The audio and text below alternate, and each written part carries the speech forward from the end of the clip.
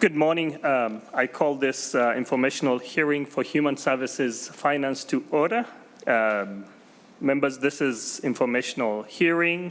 There'll be no actions taken today. We have got a couple of agenda items, and Chair Hoffman is leading another committee hearing right now. He's going to join us shortly, as soon as possible, so he'll be here shortly. I just wanted to allow members just to quickly introduce themselves, and we will get to the informational hearing as soon as possible. And also those who are on Zoom, you'll have just to announce your name to make sure that we recognize you, that you're joining us via Zoom.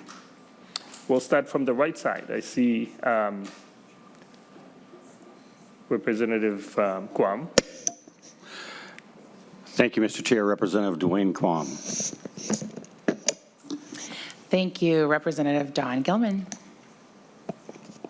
Representative Mary Franson. Vice Chair, Representative Kristen Bonner.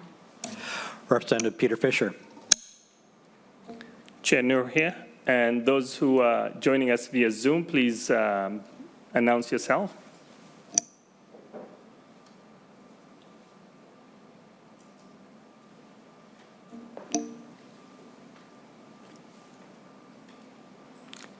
We can't hear you. I don't know if you're able to hear us.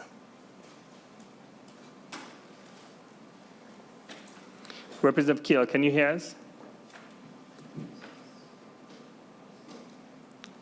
Senator Ebler, are you able to hear us?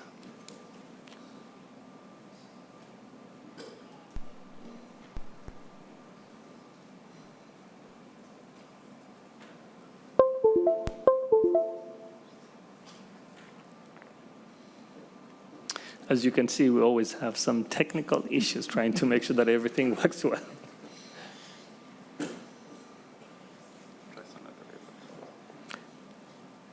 Senator Ebler.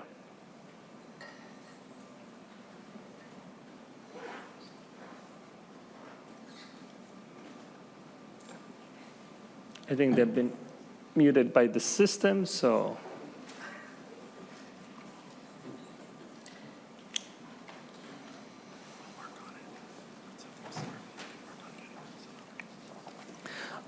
I think they can hear us loud and clear.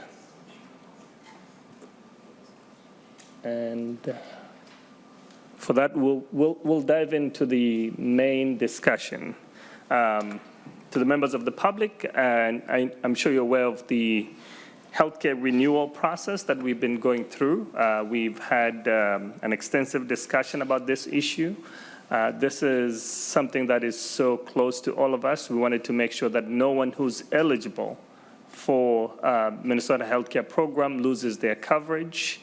As you've had in the month of July, there was more than 35,000 individuals who were unable to renew for various circumstances, and then we rolled them over to August, and we have about 56,000 who now in the month of August combined, I believe. We'll hear more about that. Without further ado, I just wanted to welcome the Interim Assistant Commissioner for Healthcare, Ms. Marquardt. Welcome to the committee. Please introduce yourself and proceed with the testimony. Good morning, Mr. Chair, and thank you. As you indicated, I am Julie Marquardt. I'm the Interim Assistant Commissioner and State Medicaid Director at the Department of Human Services. Just a little bit of background to remind folks of how we got here and what this is all about, because it's a course of several years. So remembering back to March of 2020, DHS, Minnesota, like all states, maintained health coverage for people under our public health care programs in response to the COVID-19 pandemic. Since then, we've had many people who have gained eligibility or came onto the program during that time. And they may have been eligible for Medicaid, which is medical assistance in Minnesota, or they may have been eligible for Minnesota Care, which is our basic health program. For people who came on during that time, we have kept them on. So when we often refer to that as continuous coverage. And there was a continuous coverage requirement that that was passed and we maintained until this renewals process started. The continuous coverage really helped Minnesotans during a global pandemic. It made sure that people could get access to health care that they needed. We knew right away that COVID-19 was going to require people to seek care. And in order to keep people and each other healthy, we needed to make sure as many people as possible had coverage and could get the ready access to the care they needed. So during that time, there were about 360,000 more people that came onto our public programs during this time, and that's an increase of about 30%. So we now have 1.5 million people on our healthcare programs, and that used to be 1 in 5 residents in the state. It is now 1 in 4 residents in the state are on public healthcare programs. So when Congress passed the Consolidated Appropriations Act at the end of 2022, it ended the continuous coverage requirement, and that became effective March 31st of 2023. It required states to begin to resume their normal eligibility determination processes. So that is what the renewals process is the restarting of that process. Typically, and going forward, medical assistants and Minnesota Care enrollees will have their eligibility renewed once a year to ensure that they still qualify for the coverage. And that is the process that is referred to as a renewal. All 1.5 million Minnesotans that are on the program will need to go through this process before May of 2024. So that's the timeline that we have. As you indicated, Mr. Chair, maintaining coverage for eligible Minnesotans is a top priority for the state of Minnesota. We aim to have no one lose coverage who remains eligible for our programs. With that in mind, we've adopted a thoughtful approach, and we continue to evaluate and adapt as the renewals begin and as we go through them. I can tell you we are learning something every day about how to do this better, differently, what to stop doing, what to do more of, and we've initiated things we've never done before. This is an unprecedented event for us, and it's an unprecedented process for us to go through.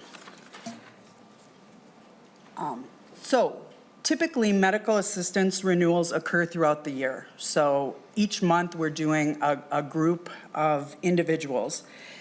So when we looked at Minnesota restarting our renewals, we divided our enrollees into 12 equal cohorts. So very similar to the process that we had historically used.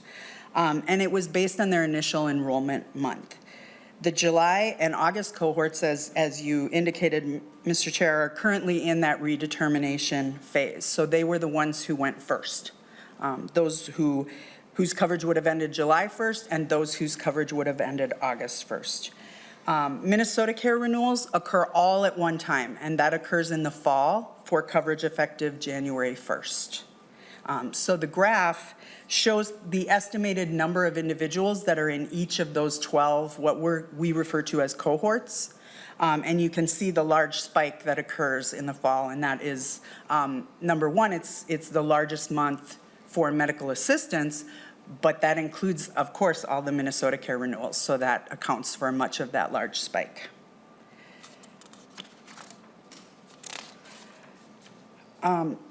So talking about, as you mentioned, Mr. Chair, we extended the renewal deadlines for both the July and August cohorts.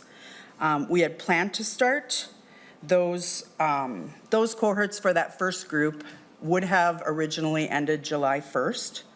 We extended their coverage for 1 month because, as you indicated, we were concerned about the number of people who we hadn't heard from.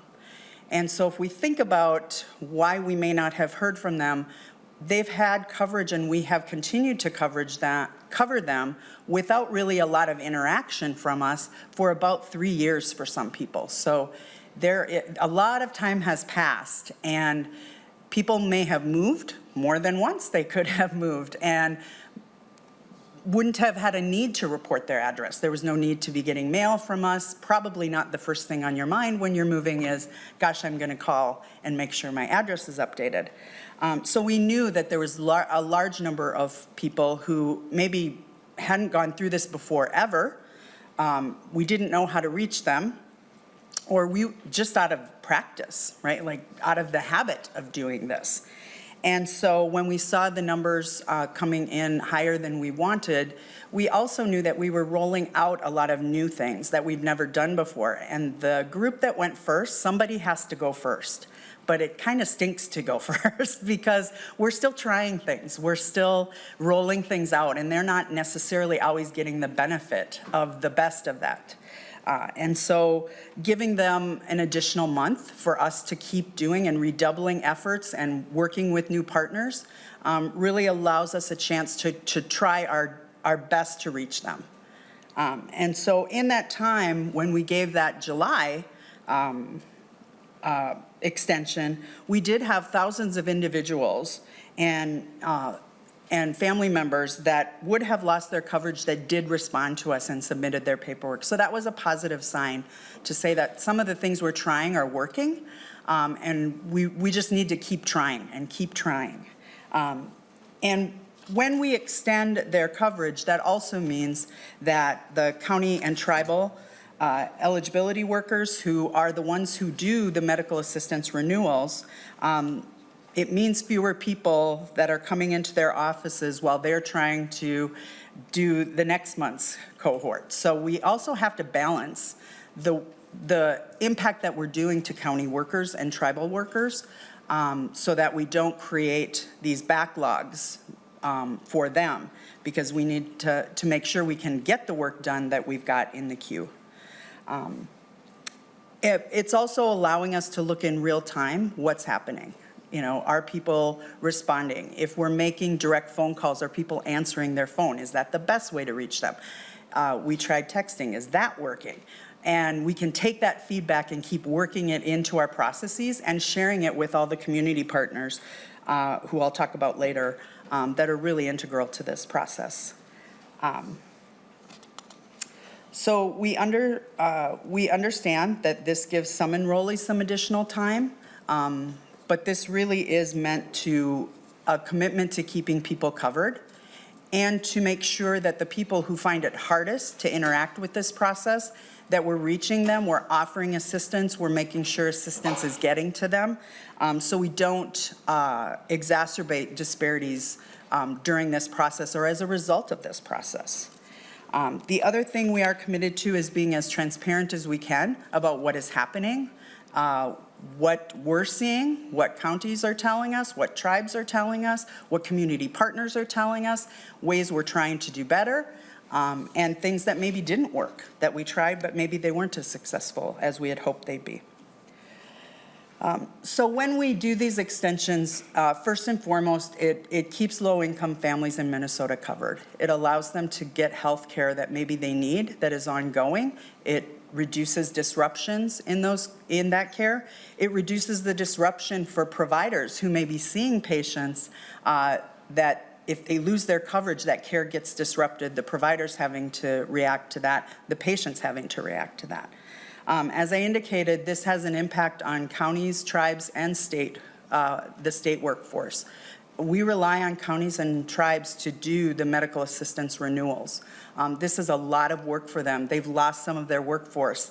The state processes all of the Minnesota care renewals. We've lost workforce during this time. And so some of this is allowing all of us time to replenish our workforces, retrain some people, and be prepared that there could be long hours for some of these individuals and have the means to pay overtime when that becomes necessary. It has impacts on our health plans. We have 9 contracted health plans that cover services for about 85% of the public program population. So when we make changes, we need to make sure they know what's happening. They are helping us reach out to folks. Provider organizations, we want them to be aware of what's going on so that they're prepared to help us too. Particularly, we've been interacting with pharmacies in the state. That's one of the first points of care where if someone's lost coverage, that may be one of the first places that is experienced and gets exposed. And then we've had community organizations who are trying to help people in their communities navigate this process. And it's not the easiest process. And it's not just second nature to most people. So making sure that we're explaining things in ways that people can understand what they need to do and that they can take the action that's necessary to take.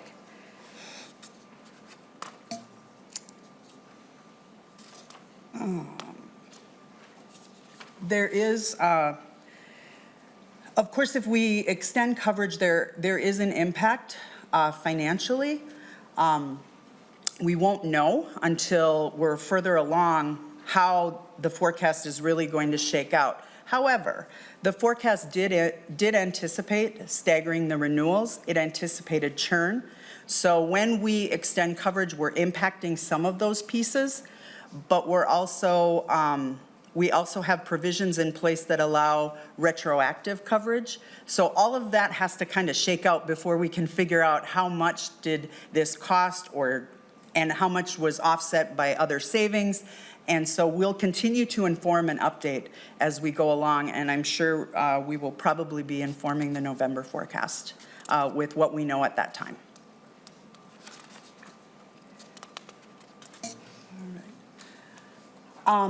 And there has been a lot of attention placed on the national landscape of what is happening in all states. The KFF renewal tracker, as they call it, Minnesota, you'll see, isn't up here yet because we have yet to report our first numbers. So some states started immediately. And it's difficult, I will just say, to compare states to one another. Each state is approaching this differently. States are taking different tactics in what they want to do. States have different capabilities in their systems. They have different ways of dealing with renewals. Some, it's all centralized, some are more distributed, like Minnesota. And so it kind of depends on the planning and the objectives.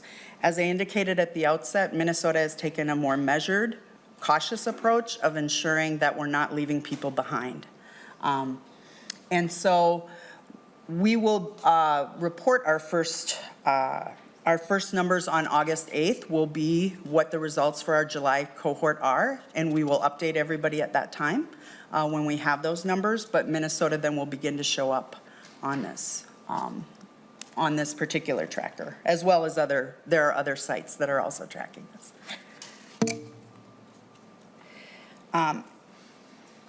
As I indicated, this really is about a commitment to making sure people have access to the health care they need. An extremely important part is the investments from you all, and to make sure that we could make this process work, that it could work for Minnesotans, that we could reach all Minnesotans. And so there were a number of very important legislative appropriations that came. First and foremost, $36 million was provided to county and tribal nation processing entities to help them restore their staffing, to train their staff, to do outreach efforts. That money was available July 1st, and we recently distributed that money to those entities, so they have it now to be able to use in ways that they will find most effective in their communities, to work for their communities and reach their community members. And so it really is flexible funding for them to do what is necessary to make these renewals successful in their community.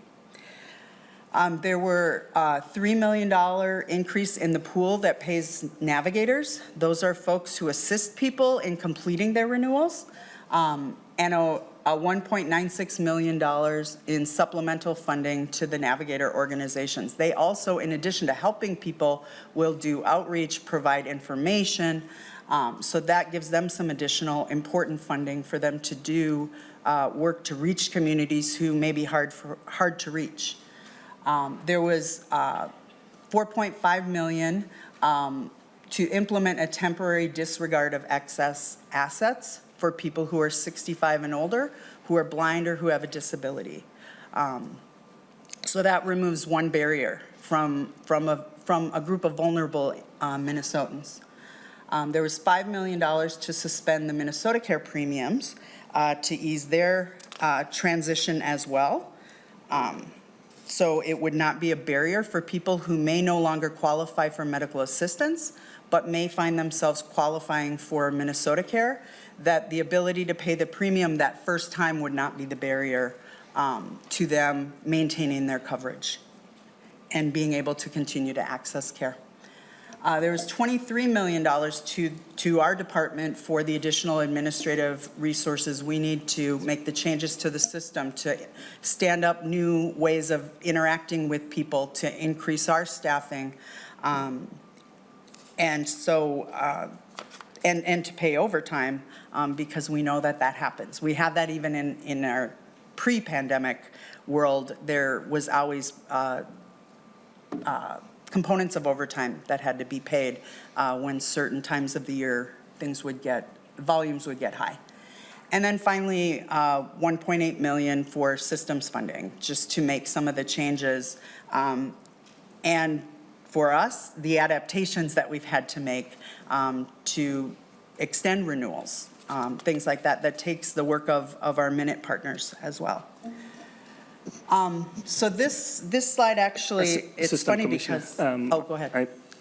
We've got a lot of other Okay. discussions. I just wanted to quickly go through some of the other slides. I know some Sure. members have questions Yep. about the renewal process, and they wanted to ask. So we will, if you can quickly will. just go through. I know most of this information members have already received it, and if they have any question, they can. So you can go through quickly, please. Yep. So this is just a slide that depicts, and it's a little bit outdated because we've even done more things since this slide, but it's really to show the different modalities that we're using to try to reach people. This is, in a pre-pandemic environment, we wouldn't be listing all of these things. They wouldn't have even existed before. The next slide is just some figures on the different touch points that we're making, and within those, just to know that when we're talking about 292,000 mailings, people are getting 3 different mailings. They might be getting 5 different text messages. They may be getting emails from their providers. They may be getting emails from their health plan. So there are lots of different ways we're trying to reach people, because some ways are more effective for different people and other ways are more effective for others. And then there's direct calling besides that. And then we're really partnering with communities and using all of their avenues to reach people through their social media channels, community events, all of that.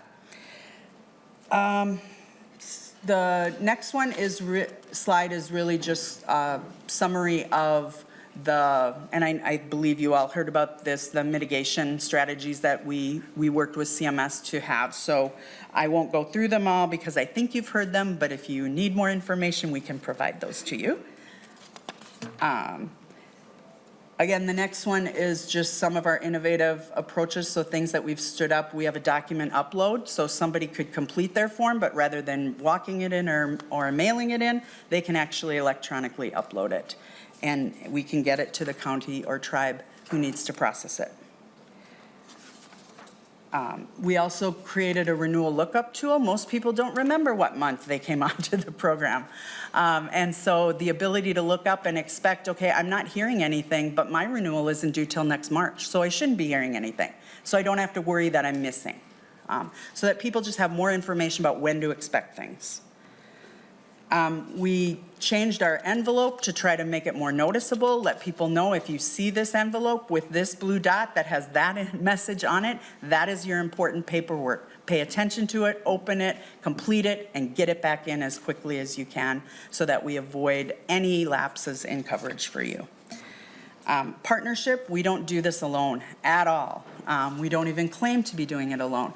But what's been really great is we've developed toolkits, and we've developed it in partnership with all of the parties that we're working with, and it really becomes a plug-and-play kind of informational thing where they can take the messages, take the different tactics, and use them with their branding, with their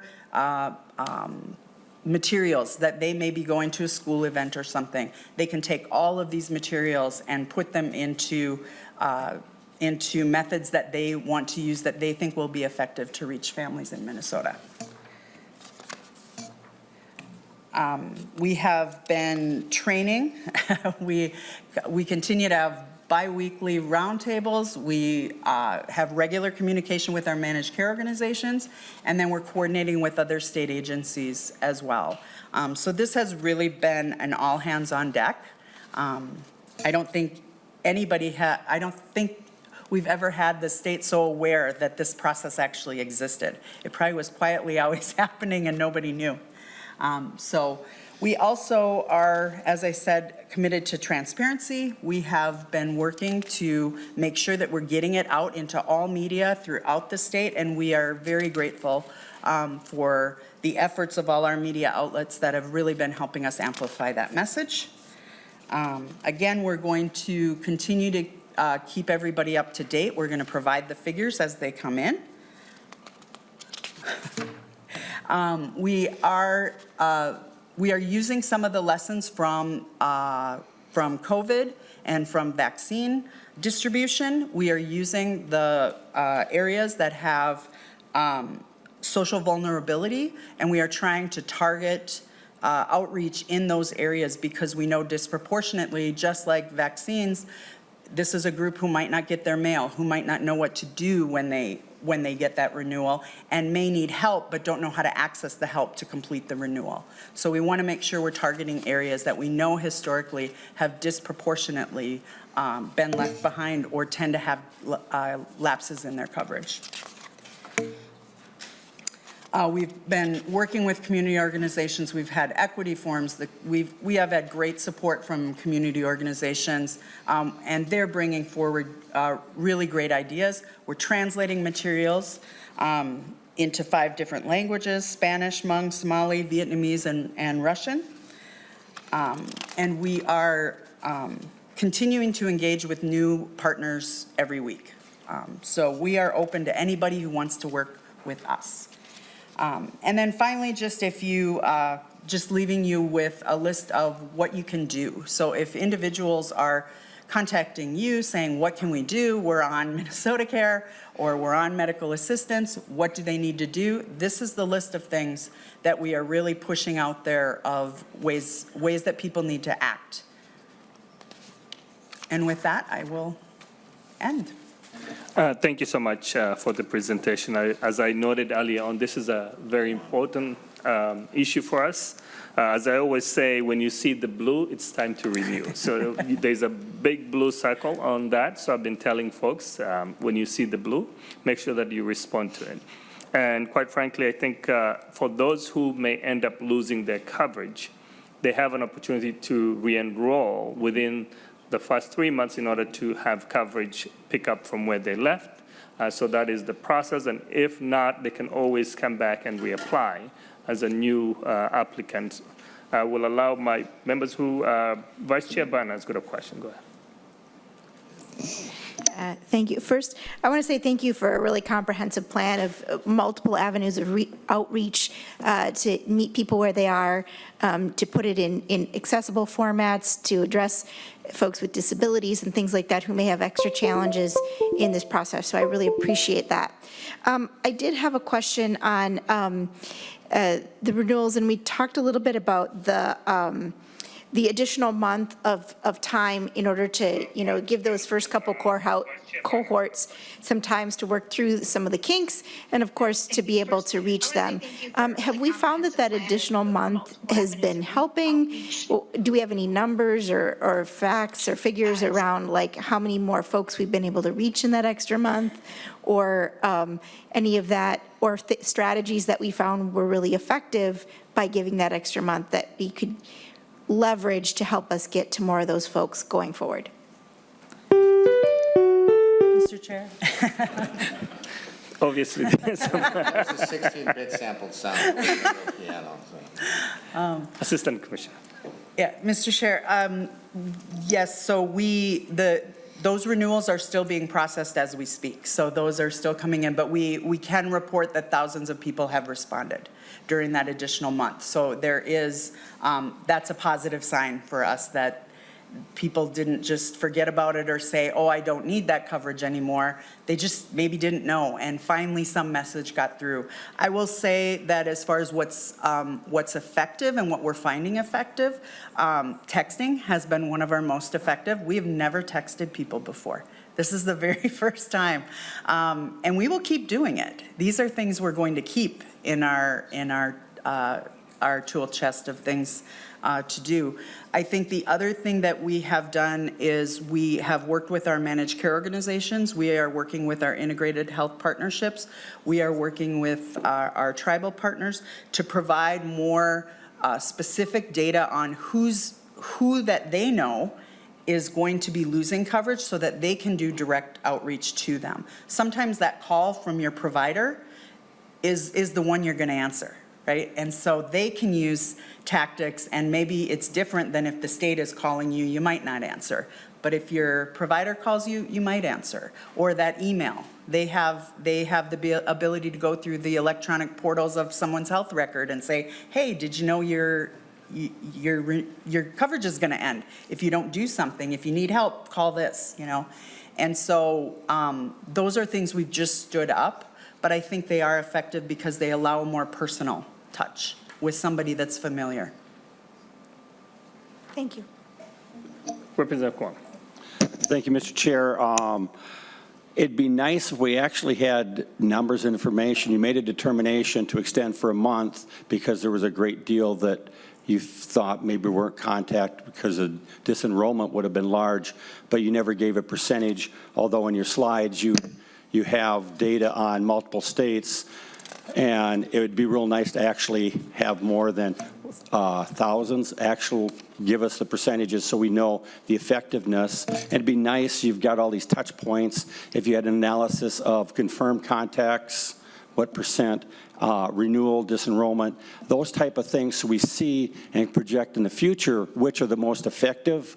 And then you also, in retrospect, can look and see these are much better for reaching people in this demographic, and et cetera, so we can improve, because looking at the data that was actually provided, basically half of the states had enrollments of 60% or greater, so therefore they apparently aren't having the difficulties, and plagiarizing and copying success isn't a bad thing to do.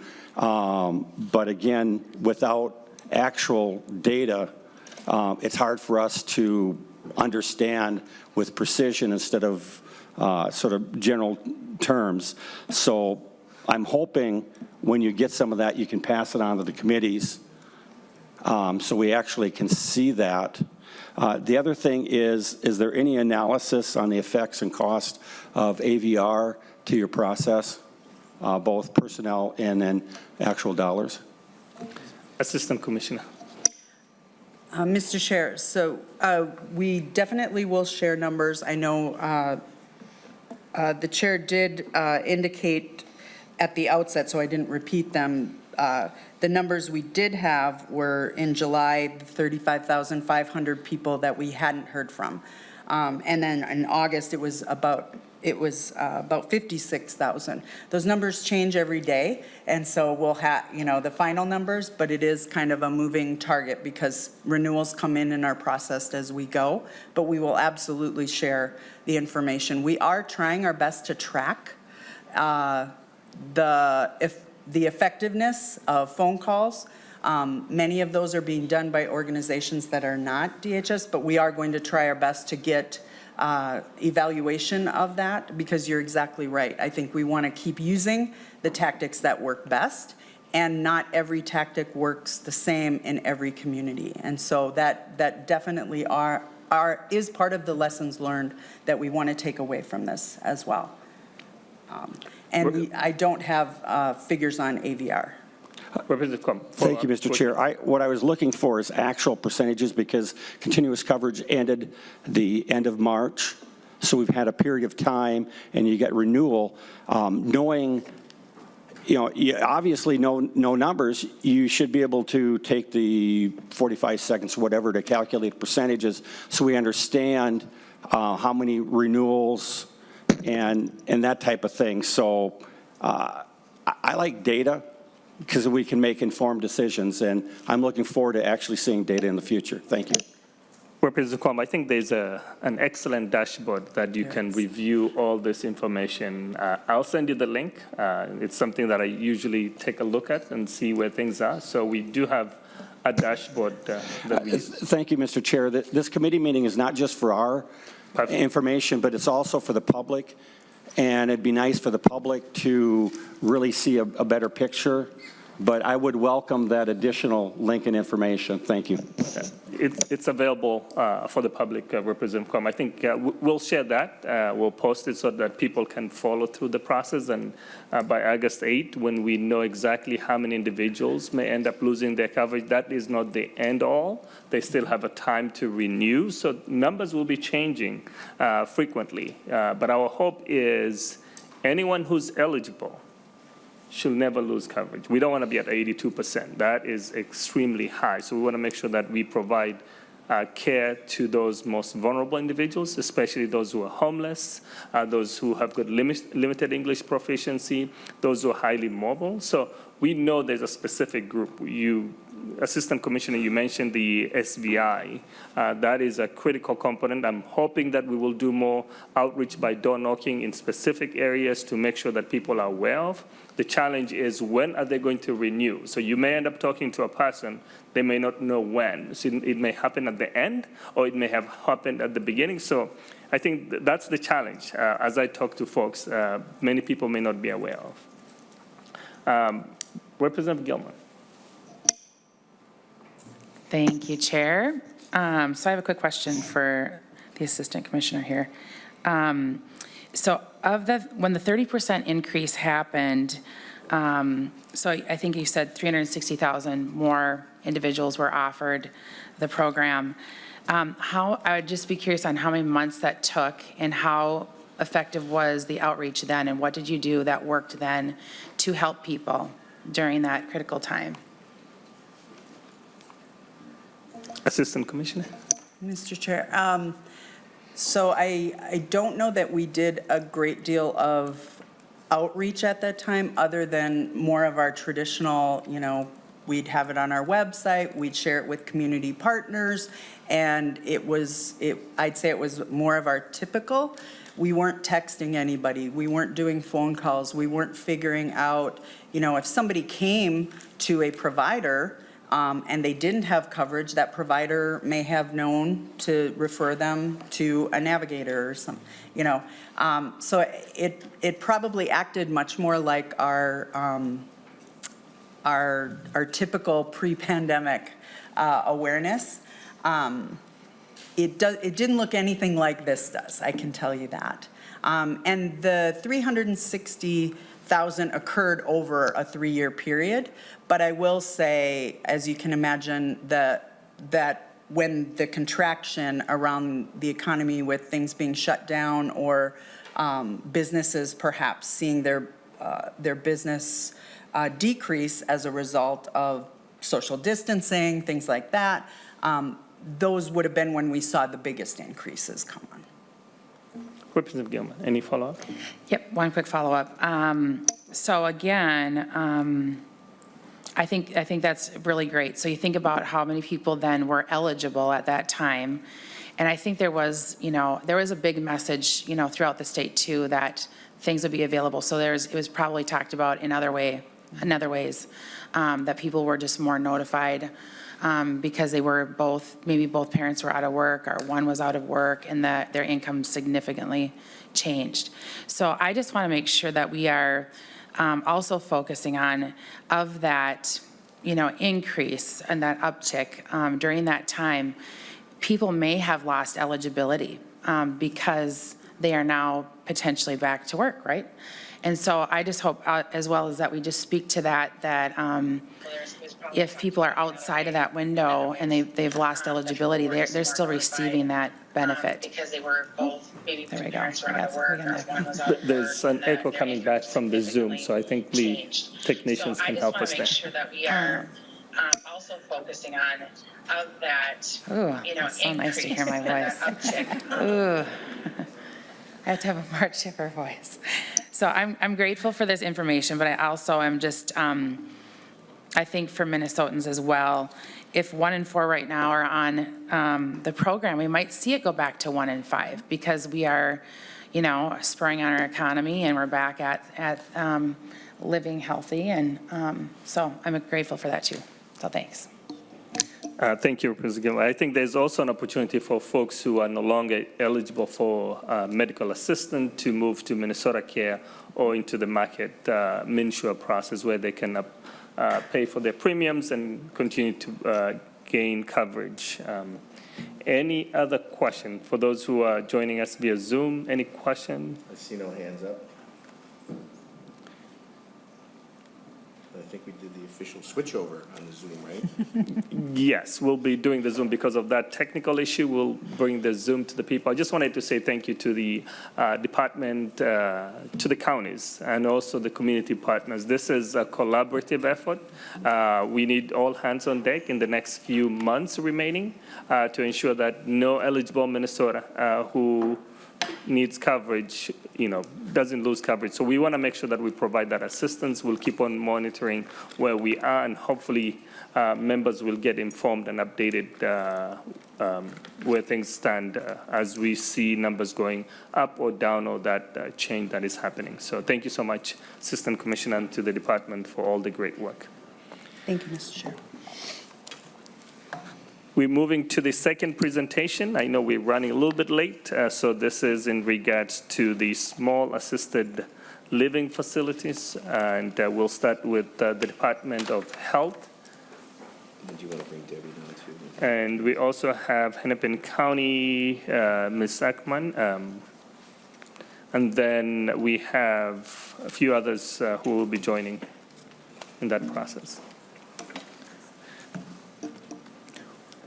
Welcome to the joint hearing. Please introduce yourself for the record and proceed.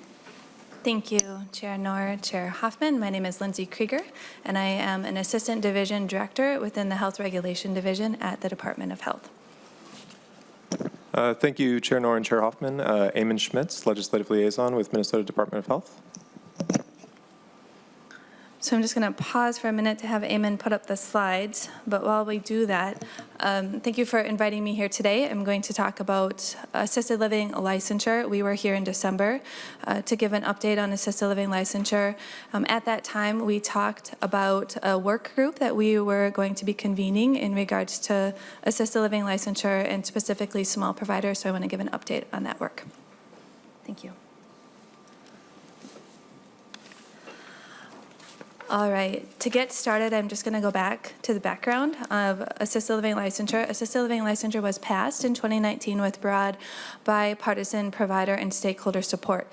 The support does not mean that there was full agreement on all the language, but it was lived with a language that we knew it would have to come back with and work on in the years ahead. The intent of assisted living licensure was to set consistent, clear expectations for providers and more protections for residents in this setting. In 2018, the Office of Legislative Auditor did put forth recommendations to have more clearly defined protections for residents in these settings. And what assisted living licensure does is combine housing with services with the home care to put the housing and the services together into one licensure, which helps with confusion as to who is responsible. Ultimately, one person is responsible for housing and services. So I wanted to provide some data. This was data that we provided in December, updated data.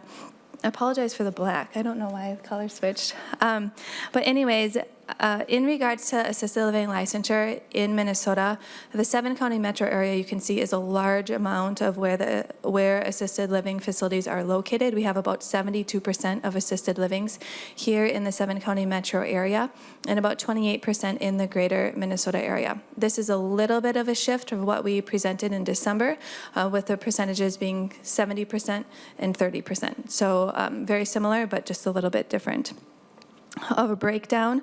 We do have many different license types, and I'll go to the next slide here and you can see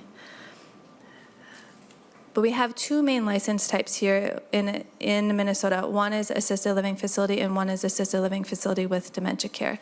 The dementia care is really an add-on in regards to some extra training and requirements for that dementia care related service. Being a provider with dementia care does not mean that that is only where residents who have a diagnosis of dementia can live. They can also live in an assisted living facility, but an assisted living facility with dementia care can have a secured memory care unit, and they can also advertise as having specialized in dementia care services. We also have a provisional assisted living facility and a provisional assisted living facility with dementia care. This is a facility who has granted or has been granted their license by the department. That provisional license is good for 1 year until we go out and survey the facility to deem them in substantial compliance to have that full license. So the slide just shows a little bit of a breakdown in regards to the numbers. I want to highlight here for the facilities of 10 and under, that is quite a large number here in the metro area of facilities that have the capacity size of 10 and under. So we have 1,226. This is a previous increase of 970 that we presented in December. Now, just for reference, if we look at where the facilities are and what the sizes are for greater Minnesota, you can see in that 10 and under category, there is only 94 of facilities size that are 10 and under in the greater Minnesota area. So the concentration of small assisted living facilities is greatest here in the 7-county metro area.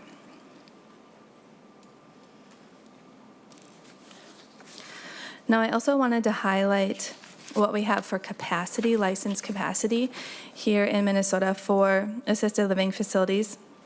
The licensed capacity is currently just over 62,000. In regards to licensed capacity, does not mean that that's the total number of residents in the setting, but what settings are licensed for that they could provide services to. And for comparison, residents in in a nursing home setting, is roughly around 25,000. So you can see that there is a large amount of vulnerable adults that do live in the assisted living setting here in Minnesota. The majority being in that assisted living with dementia care size.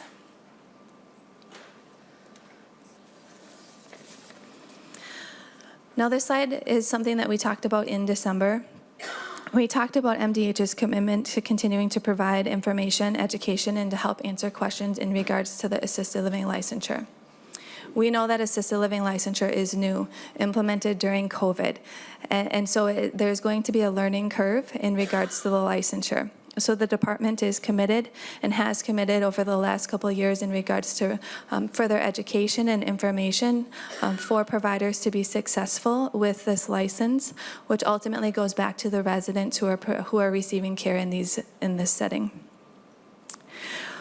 We talked in December in regards to setting up a work group to look at, are there any areas of concern with small providers? What can we learn from those areas of concern? What challenges are there? How can we move forward, understanding more about those concerns? So we did develop and are implementing conversations with DHS and many other consumer and provider stakeholders to explore modifications that might be needed to balance the rights of the residents with the concerns of the small providers. So I want to give just a little bit of an update on where we are with that work group. The work began in March of this year, and we currently have 31 work group members, which include representation from many different stakeholder groups, including provider organizations, small providers, consumer advocates, the Ombudsman's Office, DHS, some counties, the BELTS Board, the University of Minnesota, and the Department of Health. The reason that we have so many work group members is because we wanted to have a really robust conversation representing many different viewpoints, especially the small providers who play a really big part, and we wanted to hear from them specifically as to areas of concern that they have identified with this language. We really wanted to mitigate closures, discuss the challenging issues, and work together to develop recommended solutions.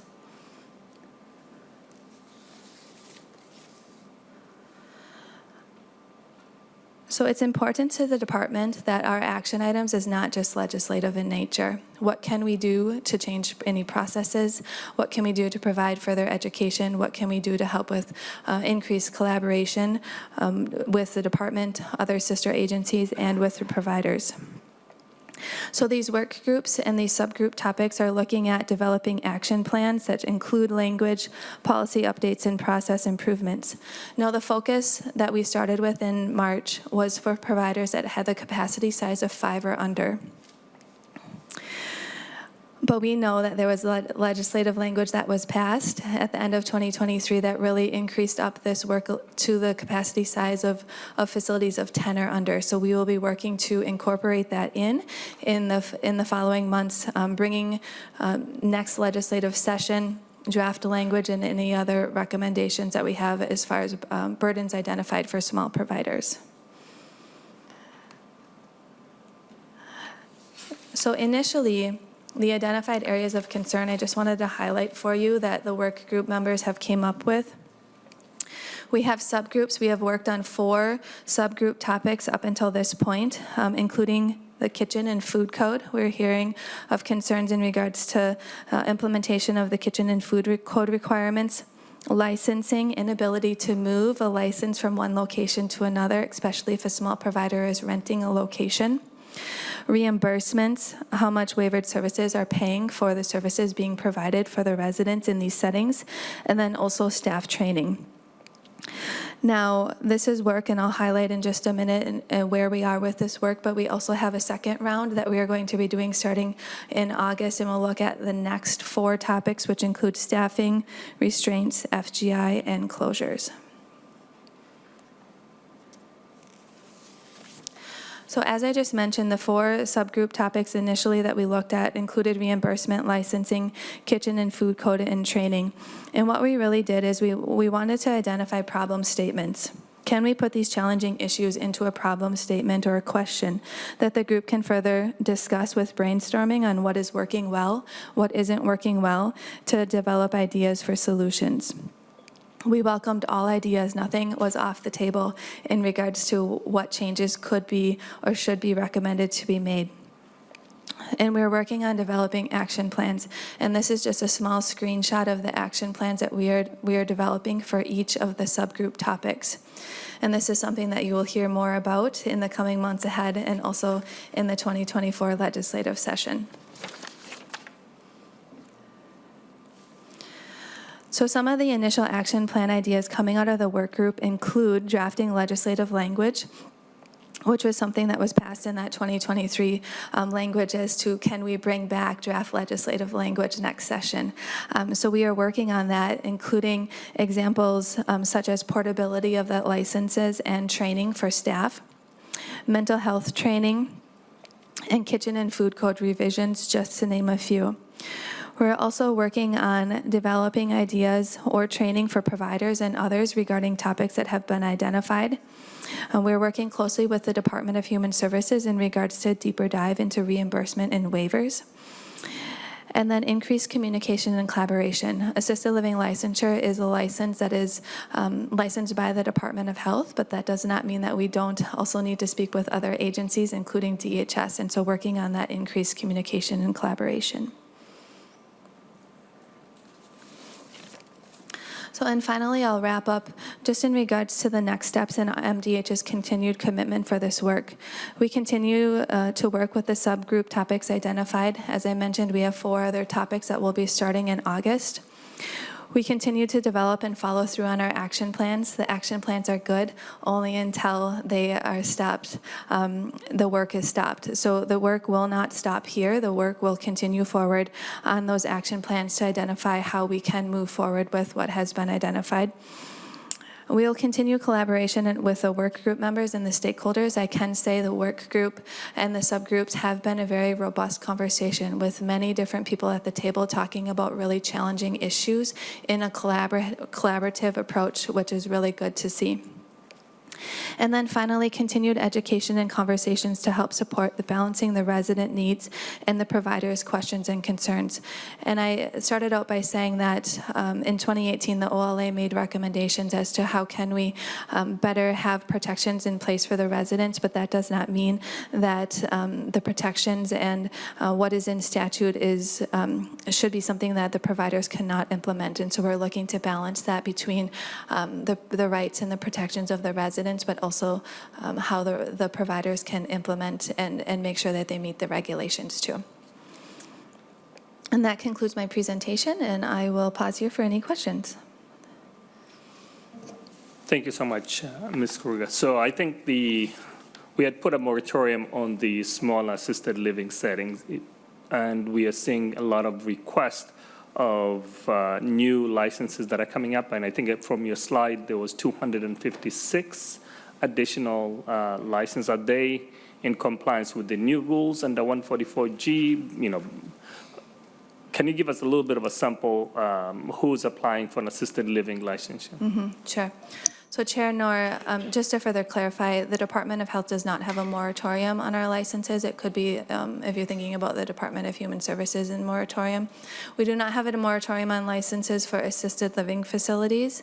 And so what we are seeing is that there is providers of all sizes, but a large majority of providers a size of the capacity of 10 or under that are applying for a license for an assisted living facility. And so they'll go through the application process. There are many different steps to the application process. When that license is issued, then they are able to go out and obtain a residence for that setting, and then within 1 year, the department needs to go out and survey that setting. So then at that time, the department will determine if the setting is substantially compliant to get that full license. And so what we are seeing coming through the door is licenses of all sizes, but the majority or a large majority of them are the small provider size. Just wanted to clarify, if someone has got a single-family home with less than 4 residents capacity, are you saying that that license, anybody who applies for assisted living license, they will be able to receive the license but not the payment? Is that how the moratorium was drafted? Sure. So Chair Noor, again, in regards to the moratorium, the Department of Health does not have a moratorium on licenses for assisted living specifically. So whoever would like to apply for an assisted living license with a capacity of 4 or under can do so. And then they will go through the application process. And during the application process, we will ensure that the licensing, the applicant meets all the licensing requirements to get that license. In regards to waivered services and payments, I would defer you to DHS. That is the area of their expertise and knowledge, and not the Department of Health. I appreciate that. I think that falls under the customized living Yes. process. So that's something that I wanted to clarify. So for sure, we had put moratorium for those who are applying for customized living for under the 144G. So I'll have to review back and ask, maybe the department can give us a feedback. Do we have anyone from DHS, just to clarify that? I don't want to leave something hanging between presentations. And while the department is checking that, I've got a quick question from Representative Kwam. Thank you, Mr. Chair. I'm just curious because you've picked 2 counties, and I understand why, but there have been some innovative things done in the Mankato and Olmsted areas along these lines over the last decade or so, and it might behoove looking for worst cases and best cases in the rest of the state for your analysis. Thank you. Ms. Krug.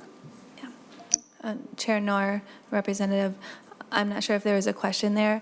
However, what I can say is that Hennepin County and St. Louis County were selected. Hennepin County has about 75% of the small residential providers in that county. St. Louis County was selected just because of the greater Minnesota aspect of that county, but I completely agree with you. And any other input that we can have from other counties is definitely welcomed. any further questions? Representative Gilman. Dazzling. So just a real quick comment. I mean, I know that the sound is an issue for our Zoom folks, so I just encourage them to go on the main Senate page. So are you going to be sticking around in case we have a couple of members that might have some questions? Okay, awesome, thanks. Well, thank you so much for your presentation. We'll now invite Hennepin County, Ms. Debbie Ackerman, if you can come to the testify table, introduce yourself for the record, and proceed with your testimony once you're settled. Do you want to talk about the, Mr. Chair? Go ahead.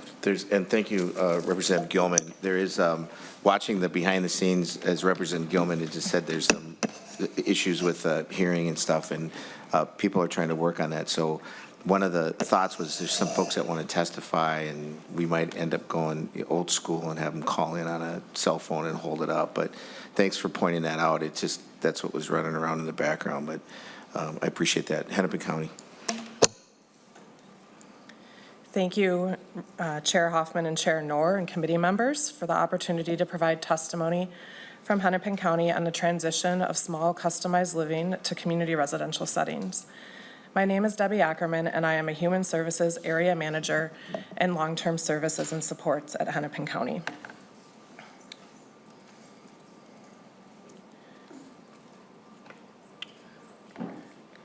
We're not seeing the presentation yet, so I'll just start by sharing what will be coming up on the slide when it shows the process to transition small customized living settings to community residential settings has many system interdependencies. The provider plays a key role in many of these interdependencies. Submission of licensing applications for both 245D licensing with DHS and community residential setting licensing with the county, scheduling fire marshal inspection and licensing visits, making corrections as needed to paperwork, items noted on the fire marshal inspection and/or licensing visit, and communication with people receiving services and their teams, which include the person's family, a guardian if applicable, case manager, and other interested parties. DHS needs to license the provider as a 245D provider. This licenses the services that are provided under the waiver programs. The county is responsible for the licensing of the community residential setting as a site. To minimize the duplication of work, it is advantageous to obtain the 245D license before the fire marshal inspection is scheduled and the community residential licensing study and visit is conducted. This is because the community residential setting must be inspected by a fire marshal within 12 months before the initial licensure of the setting. There's also the process to obtain a licensed bed under this moratorium. This is known as the moratorium exception process and requires that the person receiving services engages in person-centered planning and informed choice. Hennepin County's moratorium exception liaison works with the person's case manager to outline the informed choice process, and the case manager works with the person and their team. Once informed choice is confirmed, the moratorium exception liaison finalizes the paperwork with the provider and then submits it to the DHS moratorium exception liaison team. The DHS team approves the beds if they meet the moratorium exception criteria. The fire marshal inspection needs to be scheduled by the provider with the fire marshal. In some municipalities, there's a city fire marshal, and in others, the state fire marshal conducts the inspections. Wait times for fire marshal visits are outside of lead agency or DHS control. If a provider does not pass fire marshal inspection initially, the provider will need to make corrections and have those corrections approved by the fire marshal. Once the approved fire marshal inspection report has been received by the Hennepin County licensor, then the licensor can conduct their licensing study and visit. The provider may have corrections that result from this visit and will need to complete those corrections before they can be licensed as a community residential setting. So I think, now we have the slide with the interdependencies that I've been talking about. Once the licensing study is completed, the licensor sends in the paperwork to DHS to approve and finalize the community residential setting process, and they are now able to serve people under the waiver programs in a community residential setting. you want to move to the next slide. This slide shows an overview of the steps involved in the process for licensing and the transition of small customized livings to community residential settings. Hennepin County has recently updated our process to accommodate the submission of the moratorium exception request form before 245D licensure is obtained to meet the December 31st, 2023 deadline. The initial step in the process is for the customized living provider to inquire about a transition to community residential setting. Hennepin County will work with the provider to determine if they meet eligibility and moratorium exception criteria for the transition from a customized living to community residential setting.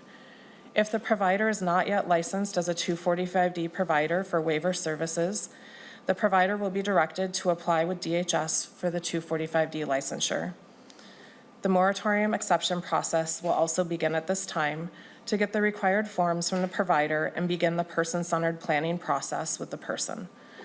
After receiving the forms from the case manager that confirm the person-centered process and informed choice, the county submits the moratorium exception form to DHS moratorium exceptions team to obtain the beds for CRS licensure. Once the 245D license has been approved by DHS and the licensed beds have been approved by the moratorium exception team, the provider submits the application for community residential setting licensure to Hennepin County. A licensor is assigned and the provider will schedule inspection with the fire marshal. The Hennepin County licensor attends the fire inspection to support the process. After receiving the approved fire inspection report, the licensor can complete the site visit and licensing paperwork. Once all corrections from the site visit have been completed, the paperwork is then submitted to DHS for processing and approval. After DHS approval is obtained, the provider can begin to serve people with community residential services in this setting. So you see all of the different pieces of this slide are sometimes working in parallel, sometimes working in a linear process, and are all a key piece to being able to transition to a community residential setting. Some process considerations and adjustments that Hennepin County has made. We recently adjusted our process to submit the moratorium exception request before the provider is licensed as a 245D provider. This was in response to the recent legislation. We are committed to timely licensing within the parameters of the system interdependencies that I just spoke about. We have heard concerns from providers about the length of time it takes to become fully licensed to serve people with community residential services in a community residential setting. We process paperwork, assign licensors, and schedule site visits to support our part of the process in an efficient and timely manner. Hennepin County has considered adjusting our practice to complete the community residential setting licensing visit before the 245D license is obtained. At this time, we have determined we will not be adjusting this practice due to the concern that if there's too much of a gap between the fire marshal inspection, the community residential study visit, and obtaining the 245D licensure from DHS, that we may need to require another visit with both the fire marshal and CRS study. And we have concerns about the length of wait times for the fire marshal and capacity for our licensors. Our goal in all of this is to ensure resident safety, integrity of the site study. We have added positions to support communication, tracking, and follow-up with providers and partners to keep things moving along in the process. We know that in Hennepin County, there are hundreds of potentially eligible customized living settings that could transition to community residential settings under this moratorium exception. We have completed the process for 18 settings that are now licensed as community residential settings.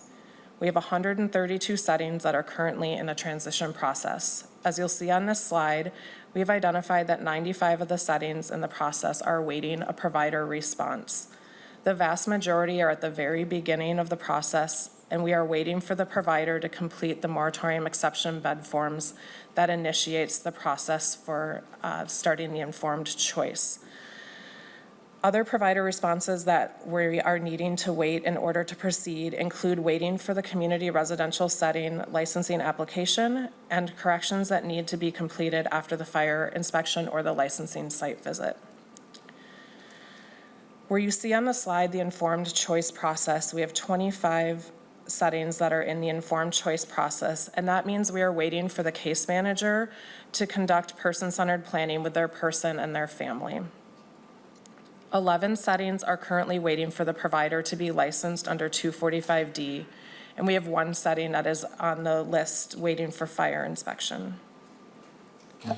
Ms. Ackerman, on the 245D, what's the length of time that you're seeing waiting for the licensing on that? Thank you, Chair. I'll need to defer to DHS for information about the length of time they are at now. No, that's fine, Ms. Ackerman. We know that, statutory language is one thing, but because of the staff capacity in which we tried to address this past session as a group here between the House and the Senate, and we know that that was one of the issues. It's just really, it's interesting to see that these various points that you're drawing in, and I know the process that Hennepin County did. Our CA for the Senate CA for the 2 committees here actually went and did a process, sat through the process with a provider, and Hennepin County, you got a lot of work to do, but you did it well. And so it's just sad to see that there's so much backlog going on, and that's a concern to me. So thank you for that. And Chair Hoffman, I think the department will be here just to respond to that. And also, is there a need for waiting for that 245D? And how long does it take for that whole process? I think there was a conversation, and we passed legislation that the transition can happen because we've got a short period of time by December, and many people will not do the transition without the 245D. And I know many providers have been told, unless you have 245D, you cannot transition. So I think that is a clarifying issue for the department to come and clarify, because we don't want to be discussing these issues without having that clarity. We passed the legislation to streamline the process, to expedite the transition from a small assisted living licensure to the CRS. So I think we have the team coming up while you're still sitting there. Maybe they can provide clarity to that. And Chair Knorr, if I may. Please proceed. As our colleagues from DHS are arriving, I would like to say, and it's further in our presentation, the moratorium exception beds are what need to be completed by December 31st of 2023. And so, as I mentioned, we have adjusted our process, and we used to previously wait until the 245D license had been obtained before we submitted the 6021, which is the form that goes to DHS. We have now adjusted that process, so we are able to obtain the beds through the moratorium exception process. What we're working through in our process to adjust is and make sure that we're committed to providers, that the informed choice process is still a big piece of that, and so we will need providers to be working with case managers, people receiving services, to complete that in a timely manner.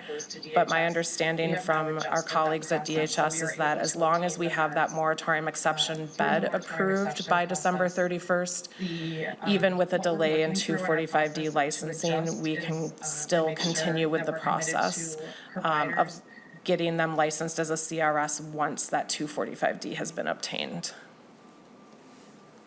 Thank you. To DHS, please introduce yourself for the record and proceed. Good morning. Thank you, Chair Knorr and members of the committee. My name is Alyssa Dotson, and I am the Deputy Inspector General for the Licensing Division within DHS.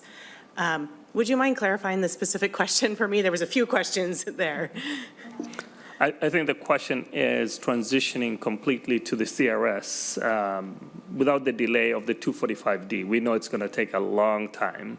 So we wanted to clarify, because we also passed the legislation giving the authority to the commissioner to determine, that process. So if you can provide us a clarity so that every county applies the process equally and also understanding what's next. Thank you, Chair. Yes, the 245D license needs to be in place before they can begin providing those services. as long as they have applied and are in line in the application line prior to that December 31st, they will qualify for that moratorium exception. They don't have to have their license in place by December 31st for that time. So we are working through, as you're well aware, we have a long line of applications and some delay in processing, and are grateful for the additional resources that were allocated to us this last session to begin hiring some additional staff to work on that. But we are working through those applications as they are coming to us, and are, as long as they are in line in that have submitted their application to us by December 31st, they will qualify for that moratorium exception. Just wanted to clarify. I know we put some language that is more of in line with giving the authority to the commissioner, that you can take away or give the license if things have not moved further in the process. I just wanted to make sure that we're clear. Those who are still waiting 245D, we don't know how long.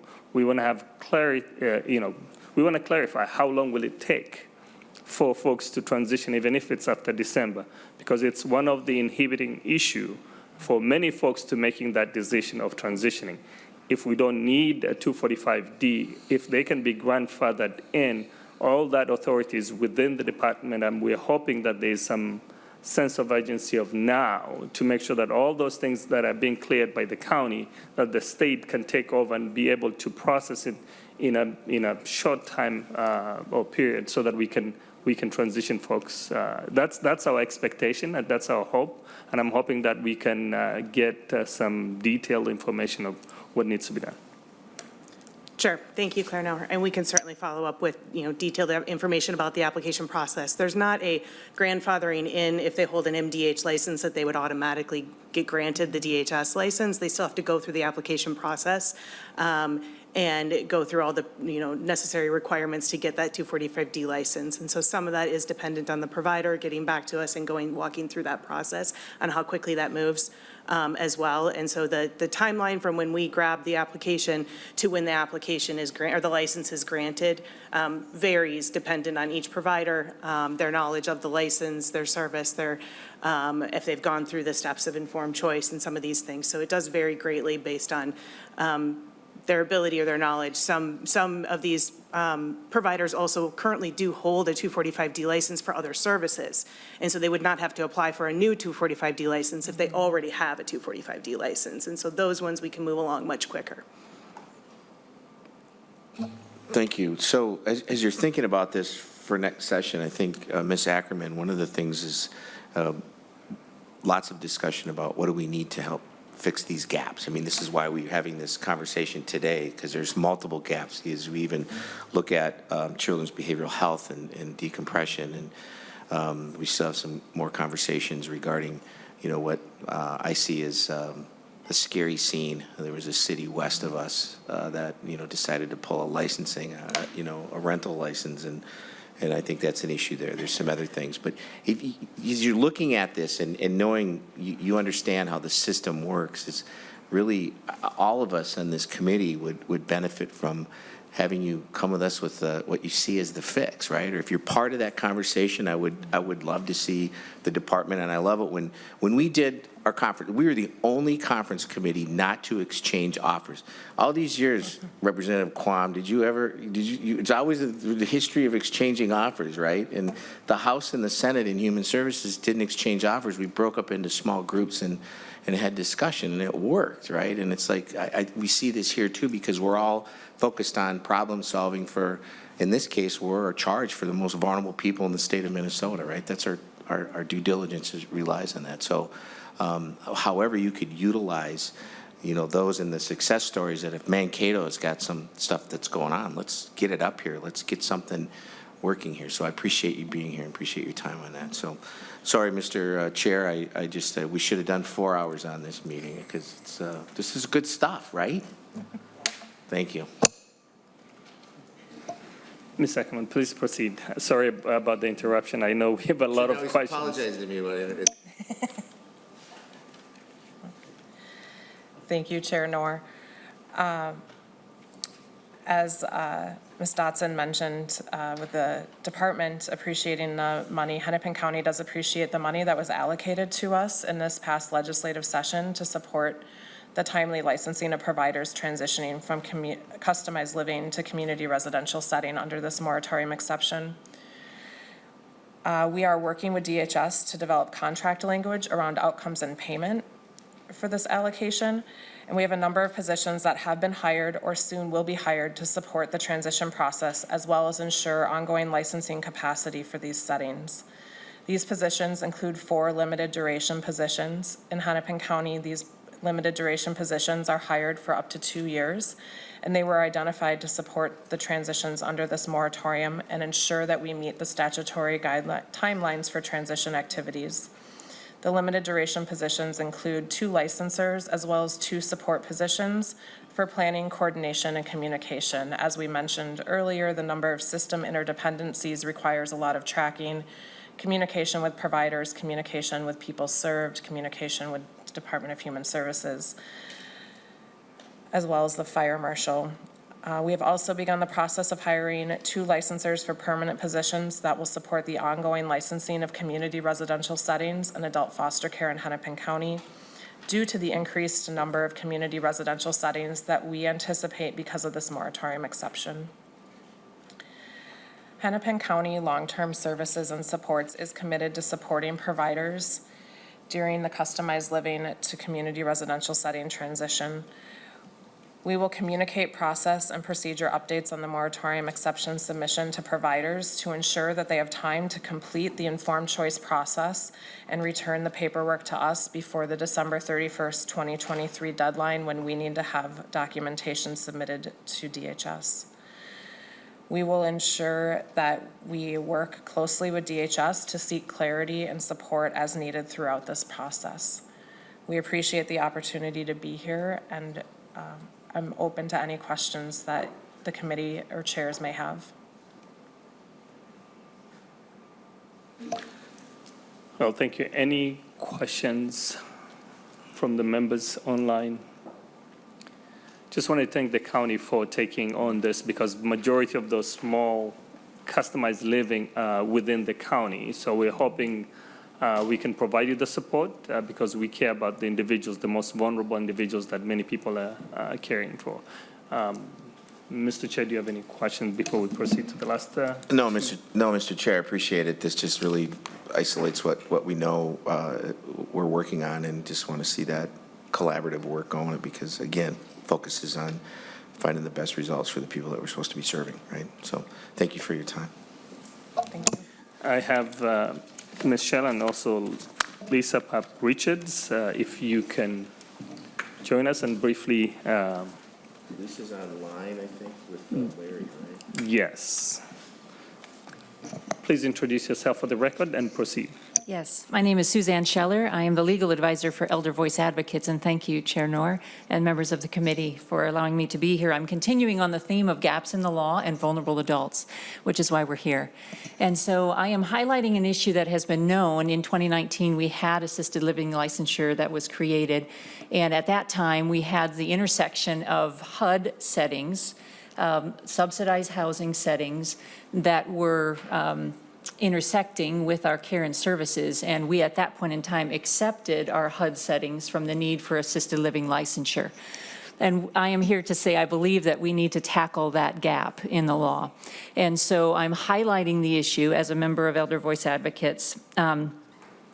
The HUD settings include those such as Section 202 for older adults and Section 811 for adults living with disabilities, and other project-based and Section 8 voucher settings.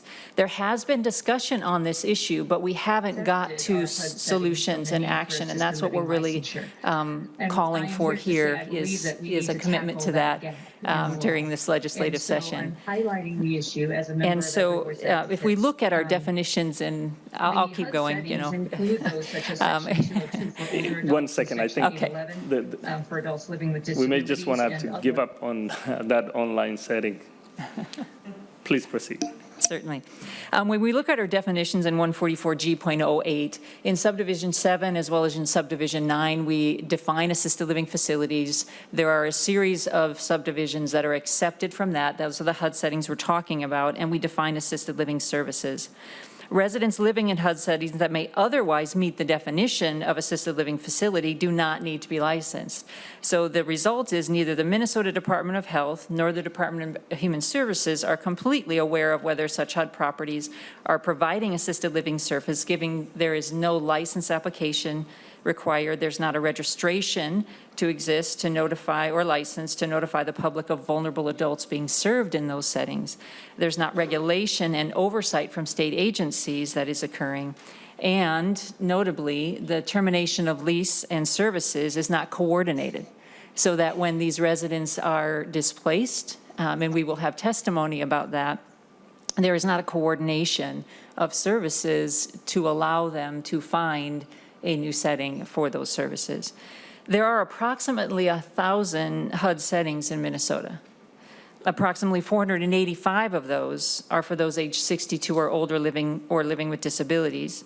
That's Section 202, and another approximate 116 of those are Section 11, those living with disabilities. The number of vulnerable adults living in these settings is not insignificant. So we do believe that this gap, leaving our vulnerable adult most exposed, is important to fix. And this issue was brought to light recently in Bemidji, Minnesota, July 6th, when Red Pine Estates residence, a HUD-owned property, was suddenly closed due to structural concerns. Many older and vulnerable adults lived in the building, yet when they were displaced, the protections and oversight afforded by the assisted living license law were absent, leaving residents and tenants to largely fend for themselves in some instances. 28 of the 47 residents in the building are believed to have been receiving county services. We know of many who were receiving home care and PCA services that needed to continue after that building was closed. But we did not have assisted living law in place. We did not have the regulation and oversight to address those vulnerable adults. I have personally talked with many of the tenants in Red Pine Estates building, 91, 95, older adults needing services. It is an important issue for them, and they are trying to manage as best they can in a very difficult situation. Had assisted living license been in place, it is believed that greater coordination could have been facilitated to assist these residents in finding alternative housing and continued services through the Minnesota Department of Health or the Department of Human Services. I believe there is testimony here from one of the many volunteers assisting Red Pine Estates to talk about the impact of the immediate removal of vulnerable adults from their home. I will conclude my remarks here by stating that Elder Voice Advocates is deeply concerned about the impacts of 144G exempting HUD settings from needing to be licensed as assisted living. The Minnesota Elder Justice Center is believed to share those concerns, and other advocacy groups as well. Again, there's been conversation, but not action. We believe now is the time to fix that gap. And with that, I'll conclude, Chair Knorr, and allow Lisa Pratt-Richards to testify, unless there are questions. Thank you so much. I don't know if Lisa Pratt-Richards can join us via Zoom. Are you able to present? As well. Again, there's been conversation, but not action. We believe now is the time to fix that gap. And with that, I'll conclude. Lisa, can you Chair mute Knorr, the and YouTube allow that you're Lisa listening to? Pratt-Richards Sorry about that. to testify, unless there are questions. Thank you so much. I don't know if Lisa Pratt-Richards can. Lisa, if you can mute the YouTube. Are you able to? Can you hear me? Yes, we can. Please Can proceed. you, are you able to hear me? Again, Yes. there's been conversation, but not action. We believe now is the time. You can mute the YouTube hearing. Sorry about that. To testify, unless there are questions. Thank you so much. I don't know if Lisa Pratt-Richards can. Lisa, if you can mute the YouTube, are you able to? Can you hear me? Yes, we can. Please Can proceed. you, are you able to hear me? Yes. Oops. Okay. If you can wave, maybe Senator Hoffman can wave at me because I can't hear anything. Okay. All right. Thank you very much. All of the stuff that Susie said needs to happen. I'm going to do this in a nutshell because I can't hear myself speak. But we have a total of 19 residents that are left to be placed somewhere. When I got the call on June 30th, there was no help for these people at all. None whatsoever. We asked to have the Red Cross called in. The Red Cross has yet to be called in to help us. And it's our understanding that that Red Cross call needs to come from our chief of police, the sheriff, or our fire chief. But what I want to get to that I feel is so important is our vulnerable adults here. A lot of these people, like Susie said, need to be helped. We have one lady that ended up spending 14 days in the hospital due to lack of people checking on her, county going in, checking on her. After she got out of the hospital, then she went back and spent another 4 days in the hospital in a coma. We have another gentleman who is a veteran that is now in a Super 8 hotel. He has 3 different types of cancers. He has stage 3 bladder cancer, stage 4 colon cancer. He has COPD, end-stage heart failure, and emphysema. He signed a DNR the other day, and he's not going to make it. One of the things he said is that he would like us to make sure that his wife was okay. When we arrived on the scene up to Red Pine Estate, it was a disaster. We got no help from anybody. Thank God for us strong 6 women. We did the best that we can. On Wednesday, the county showed up, but they did nothing for us, and they were pulled out of the building because the building was unsafe. We continue to struggle to find housing for these people, but we're not having any luck. This is the 4th building in Bemidji that has been shut down within 2 years. I believe it's like 127 residents that have been displaced. And this just keeps getting worse and worse and worse. I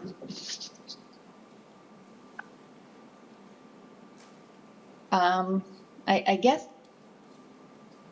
the vulnerable adults, these residents get services, but nobody's been coming in to help them. Even now, mental health is huge.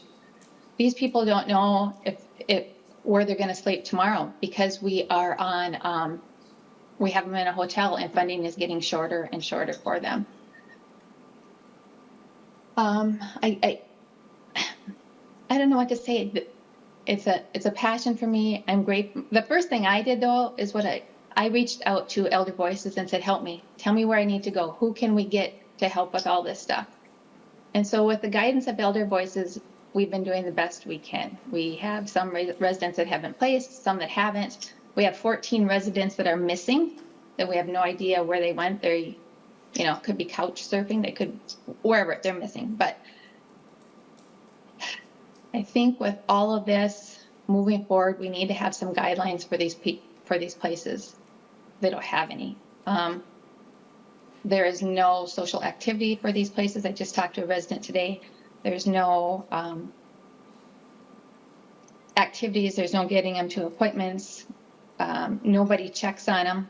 Like that one lady, Virginia, she'd been in her apartment for over a month. Or no, I take it back, over a year. She got a new case manager in January, and that case manager had never checked on her.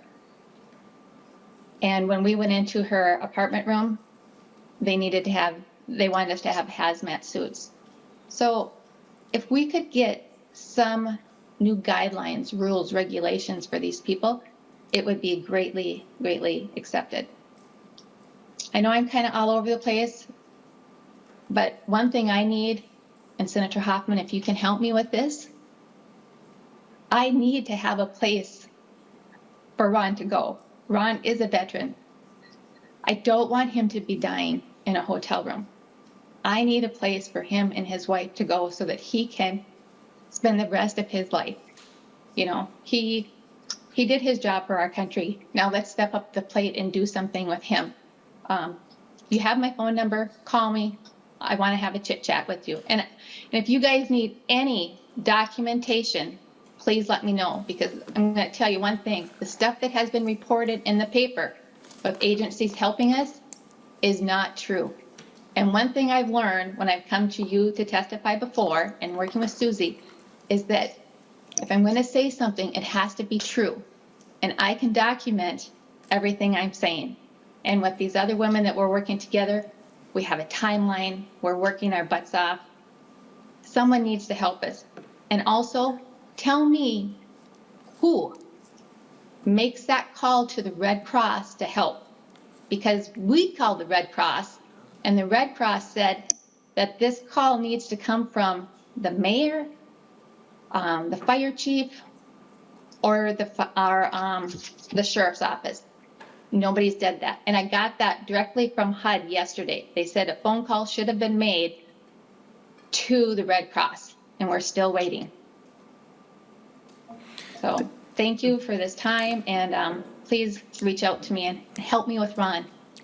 Thank you. I Thank you so appreciate it. much. I know we're running short on time. We will have an extended time just to make sure that we cover everything. So, Larry, I know you do have a quick meeting coming up. If you can unmute Mr. McDonough and proceed with your testimony, please.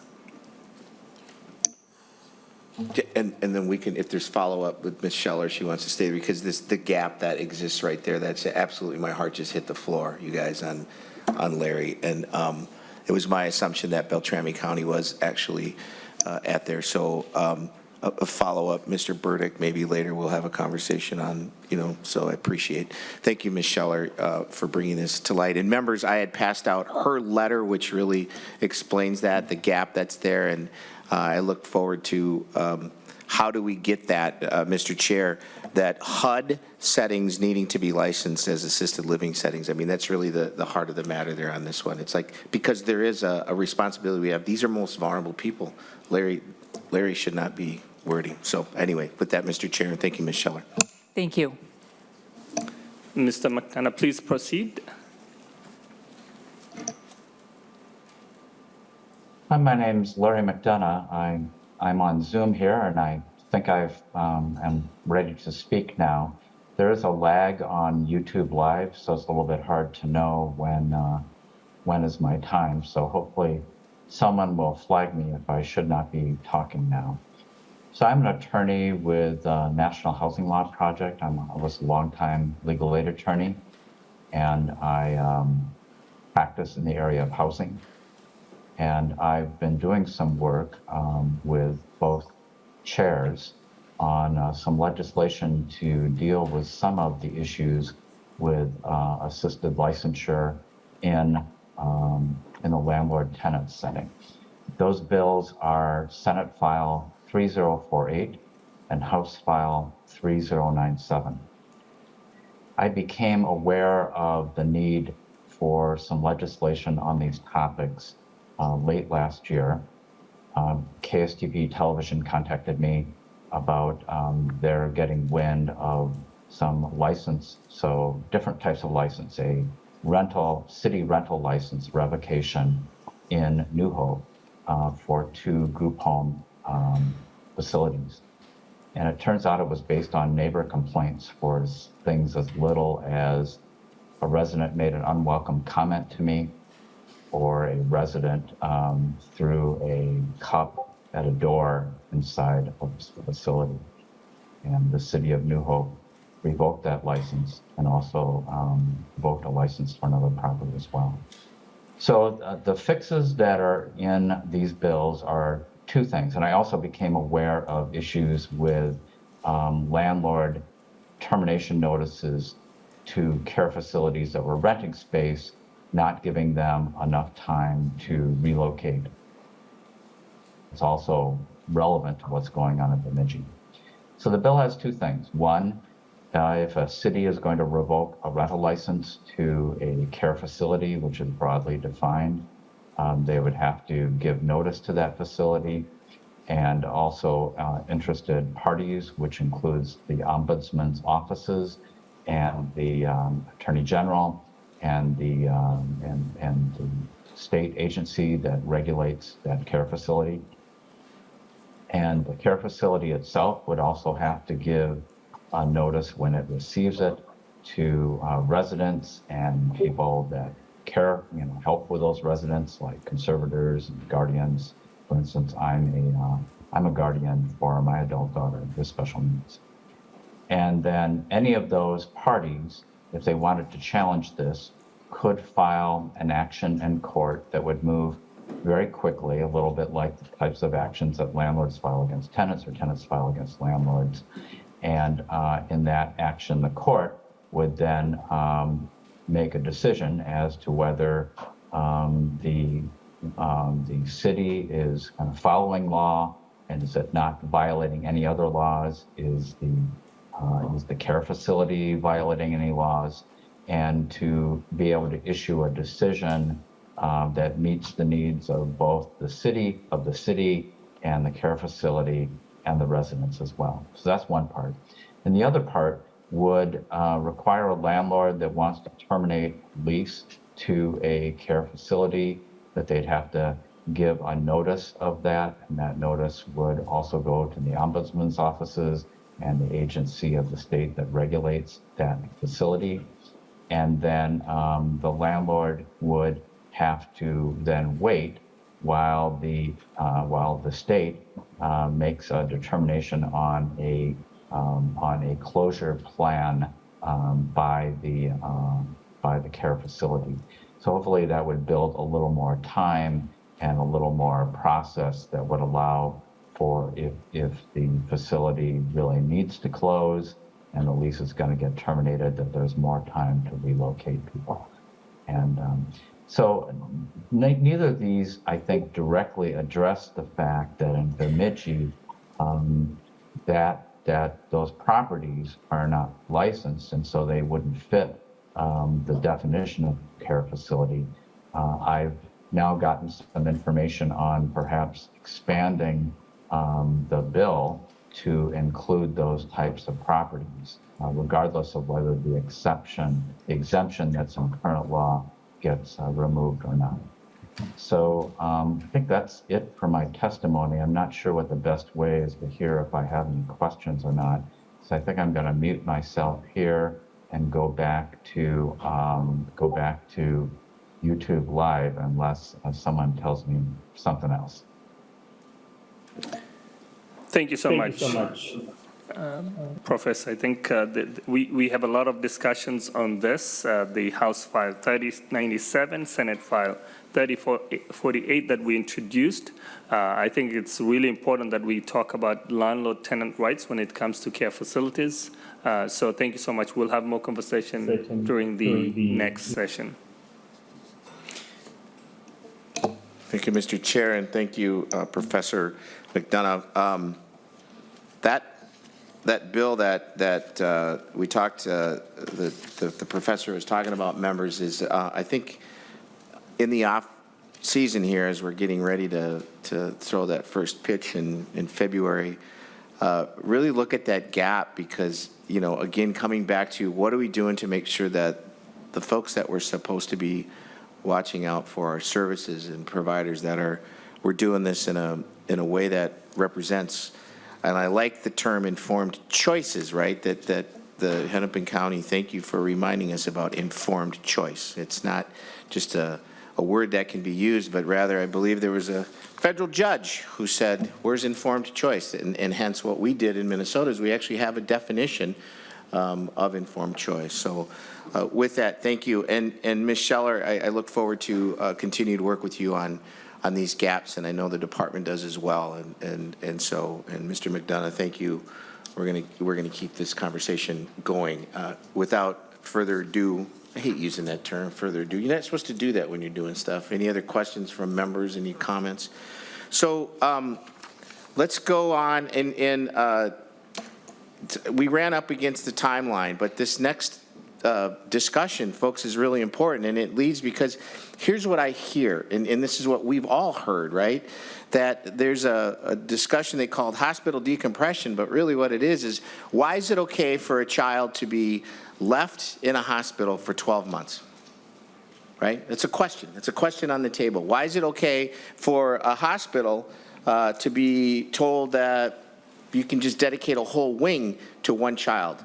You know, why is it okay for that? Well, it's not okay, but that seems to be what's happening here, right? And it's not about pointing fingers or anything, but it's really about, we have some folks that want to talk to us about that issue. And I don't know if it makes sense to start, let's start with the Department of Human. Yeah, come on up, Christy and Natasha Mertz. If you could just give us a quick highlight, because there are folks from that I really think it would be benefit for us to hear from. Folks from the Children's Minnesota. We got North Memorial, Wendy Elferts, who happens to be from Dayton, Minnesota. It's Senate District 34, anybody who's tracking that. She's here. Dr. Patel. I mean, there's some people that are in the trenches on that to hopefully what this creates and Director, you're a director, right, Natasha? The new Alex Bartalik, or no, is that correct? No, I'm assistant commissioner. You're assistant commissioner now. Mr. Chair, I was the director of the Disability Services Division for a minute. I love it. Now, so can you kind of give us a highlight? I mean, we're up against noon. I know folks want to go, but yet I want to give some really good time here. And then I know Representative Hicks will have questions, you know, clearly, you know, coming on, and she's online, and we just want to make sure, you know, given the fact that, you know, the old phrase, Radio Shack, you got questions, we got answers. Well, maybe we should go back to Radio Shack to try to get us a system that actually works here. But Radio Shack's out of business, so that's supposed to be funny, Christy, and that's, my wife reminds me I'm not funny. Don't try to be funny. So time is there. If you could just condense for us, Ms. Mertz, I appreciate it. Assistant Commissioner, welcome. Thank you, Mr. Chair, Chair Knorr, members of the committee. My name is Natasha Merz, and I am the Assistant Commissioner for Aging and Disability Services at the Department of Human Services. And given the time constraints, I'm going to run over some of the main points in my presentation very quickly to leave room for other testifiers and any questions that this committee may have for the department. So just setting the stage here, we know that there is a very serious and significant problem going on in our hospitals, in inpatient units and emergency departments where children and adults, but I understand the focus today is adolescents and children, are stuck in the hospital without a viable and safe community-based discharge plan. Some of the factors driving this problem, not all of them, but some of them include unprecedented demand for mental health and behavioral health services. This problem has certainly always existed in Minnesota and other states, but certainly has been exacerbated by the pandemic, including workforce shortage and the lack of direct support professionals that are trained and equipped to support children with needs this complex. And obviously we need to do a better job in our whole system aligning services and supports across the continuum of services to create those options. Want to just quickly mention some of the positive aspects of the 2023 legislative session that we are currently implementing that get at some parts of this issue. Partial reimbursements for hospitals for avoidable patient delays. You can see there, and I think in the interest of time, I'll keep us moving, but just wanted to highlight that there are some things in this session that we think will be helpful, and I will talk in a little more detail about the Acute Care Transitions Advisory Council in a minute here. Okay, so wanting to talk about how we think about the work at the department, recognizing that it has evolved since the COVID pandemic. So we and the Department of Health engaged in different activities during the pandemic called hospital decompression, where the goal really was to do whatever we could to get people moved out of acute care settings to create capacity for COVID patients and other people that needed acute care. One of the outcomes, or one of the outcomes of that, was shining a brighter light on the persistent problem of people including youth that are actually stuck in hospitals with no appropriate community-based placement. So we're really referring to this as acute care transition work because it is not time-bound like hospital decompression work was, and really is about building a different or modifying our current system to better meet the needs of patients and people that are in these situations, to return to the appropriate level of care and to access the the community-based service whenever that's possible and appropriate, as well as thinking about how do we prevent these situations when possible, and how do we avoid avoidable readmissions to the hospital with more robust focus on transition planning. So just sharing a kind of our working definition of stuck in the hospital. This certainly is nothing official about this, but this is just sort of how we're thinking about it, that people that are either did not have a hospital level of care need and were in the ED, or met their treatment goals, no longer need a hospital level of care, but there is no appropriate community-based placement for them. They've been denied by multiple providers. Often we see these folks have engaged in some type of self-injurious or aggression to others and harm, and that makes it very difficult to find appropriate placement, and often have received service terminations from existing providers and there's not a pool of providers to draw from. So I wanted to share the limited data that we have about what we know about this population, particularly of children and adults. And I'll say again, this data comes from some of the pilot work that we've been doing with Fairview that I'll mention in a minute through our hospital technical assistance and consultation team. So for looking at the children, which we're defining as under 20, often have engagement or connection with some type of child welfare investigation or system. We certainly see that Native American children are overrepresented in this population, and often autism or other types of neurodevelopmental delays are present. And again, talked about acute aggression. We also have found through this limited data set that there is a strong prevalence of trauma with these children and adults, that often there is traumatic experience in their background or formal PTSD or other types of trauma. We think that was playing a significant role in enhancing or exacerbating the complexity of the need and the support needs. Often these populations will have reputations within the provider community as being hard to serve, so they've burned bridges, and again, there's a much smaller pool of providers to draw from. And sometimes we're finding, especially for people that are identified as members of Black, Indigenous, or people of color, that they may be underserved. They may have very complex needs, but only have been receiving maybe personal care assistance or some of the more lighter touch services in the community, and that chronic underservice has led to the hospitalization. Often there are communication challenges. People don't use words to communicate, or communicating with them is more difficult. And dual mental health and intellectual disability diagnosis. So really thinking about kiddos and adults that span different service lines and are in mental health and disability services, and really needing to better integrate and allow people to get services from both areas and align that all in a support plan. And our system doesn't support the robustness right now with which that needs to happen to support complex needs like this. Why are people getting stuck? Certainly this is a multifaceted problem, and I think there is no easy one solution or one thing we can point at, but some of our preliminary learnings are, again, I've mentioned lack of provider capacity in psychiatric residential treatment facilities. Those beds are limited. Maybe the level of care the child needs isn't available or doesn't exist. So thinking about when they no longer need a hospital level of care, but perhaps they're not ready to go home to their family home, they need something in between, and that in between, that subacute kind of level, it doesn't exist for folks that have these types of needs. And then I've mentioned, of course, workforce shortages. So often people with this level of complexity, not always, but sometimes will need 1-to-2 staff ratio, or we'll need 1-to-2 and awake overnight staff, things like that, to get to that point of stabilization. And providers are fearful that they just can't reliably staff at that level, and therefore can't meet the child or the person's needs.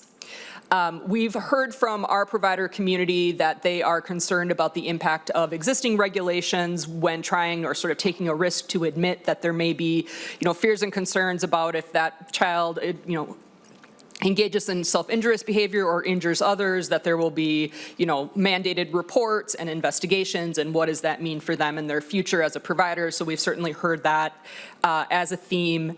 And then also variation in policies on what's allowable for the use of physical and chemical restraints differs in acute care settings than it does in the community. So sometimes interventions that have been reasonably effective in the hospital, the receiving provider is not regulatorily allowed to keep doing that, or confusion about what they can and can't do because it is complicated.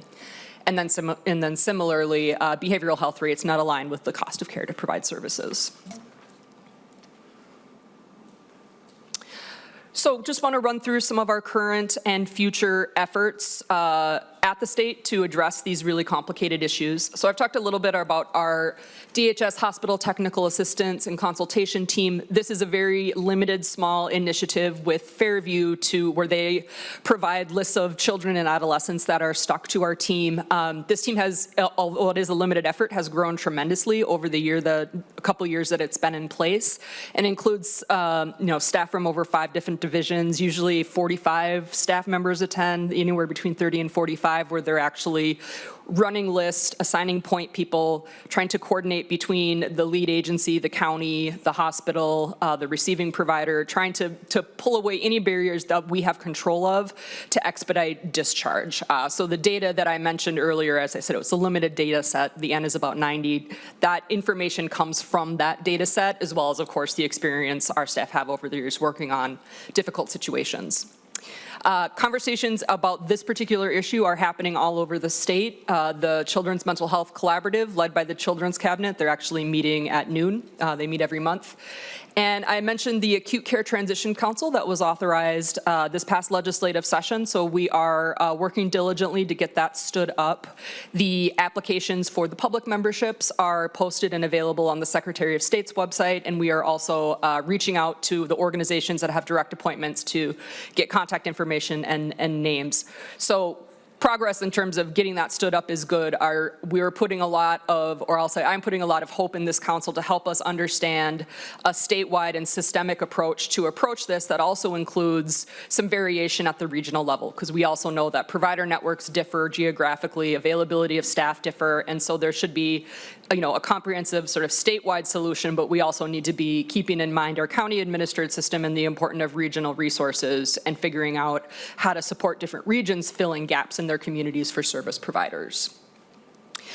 We also have some opportunities to utilize some federal funds through our Money Follows the Person program to do some restructuring within DHS to create better communication flow and alignment. As I said, there are a lot of different conversations going on about this topic, and really seeing a need to harness the energy and get those conversations aware of each other and aligned and working towards concrete solutions together. So we hope that some of this will support that work. And I really breezed through that, but I was sensitive to time, so I'll stand for questions or. Stick around. Anybody? Quick question. Yeah, go ahead, Mr. Chair. Just wanted to ask, where do children under age 18 transition to? Which kind of facilities are accepting them or providing that care? Chair Nor, is your question related to kids in transition that maybe are between 16 and 21? Yep, so I think if they're more aligned with the disability services system, they are going into community residential settings, those 245D licensed facilities, or they may be in transition programs for people with mental health. But I would defer to my colleague, Director Grom, on the children's mental health side. Director Grom. Mr. Chair, Christy Grom with the Department of Human Services. We do have some limited data on where, I think in general, you're just talking about where are kids going when they leave the hospital, and we do have some limited data from that HTAC endeavor that we do, and we do see some children going to psychiatric residential treatment facilities, but really we don't have enough data to know comprehensively where kids are going to give you the best picture, and so that's something that we need to work on with the advisory council that Ms. Mers mentioned, and with the legislature to see how we can collect better data, because we can't fix the problem that we don't understand, right? So we'll continue to work on that with you. While looking at the data, can we also get the data of how many kids are sent out of state who are being provided care because we could not provide the beds here? Mr. Chair, yes, we are working on that. The department is working with our Children and Family Services area, and the legislature, I think, passed some language last session that requires us to do a survey and to work with lead agencies to collect that data, because we don't have adequate and comprehensive access to that at this time. I believe we have a survey that's going to be going out in September, and we're on track to meet that deadline, and so we look forward to sharing that information with you once we get it all together and aggregated. Thank you, Mr. Chair. Thank you, Ms. Mertz.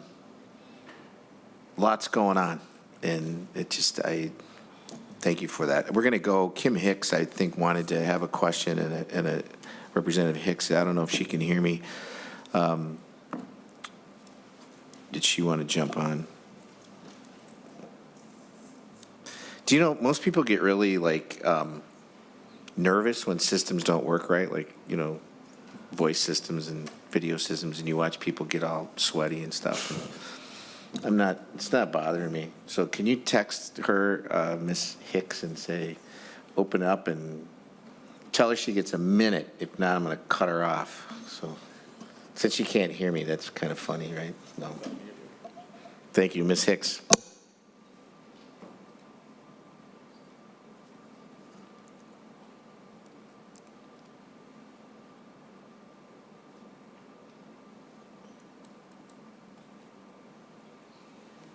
Mr. Chair, I think we can pick up that question later on. We've got guests who are here to testify, so I think we should invite the doctors, all of them, to come to the testify table.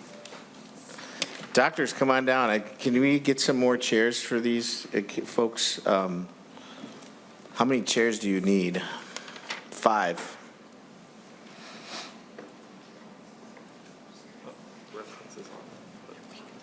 She can wait now. I'm sorry. That's sorry about why am I apologizing? I'm not a techie person. I don't understand this. Maybe they should get somebody that understands this stuff, right? I know there's a representative from ASIO that understands this kind of world, but, since she's not saying anything, she's just over there laughing.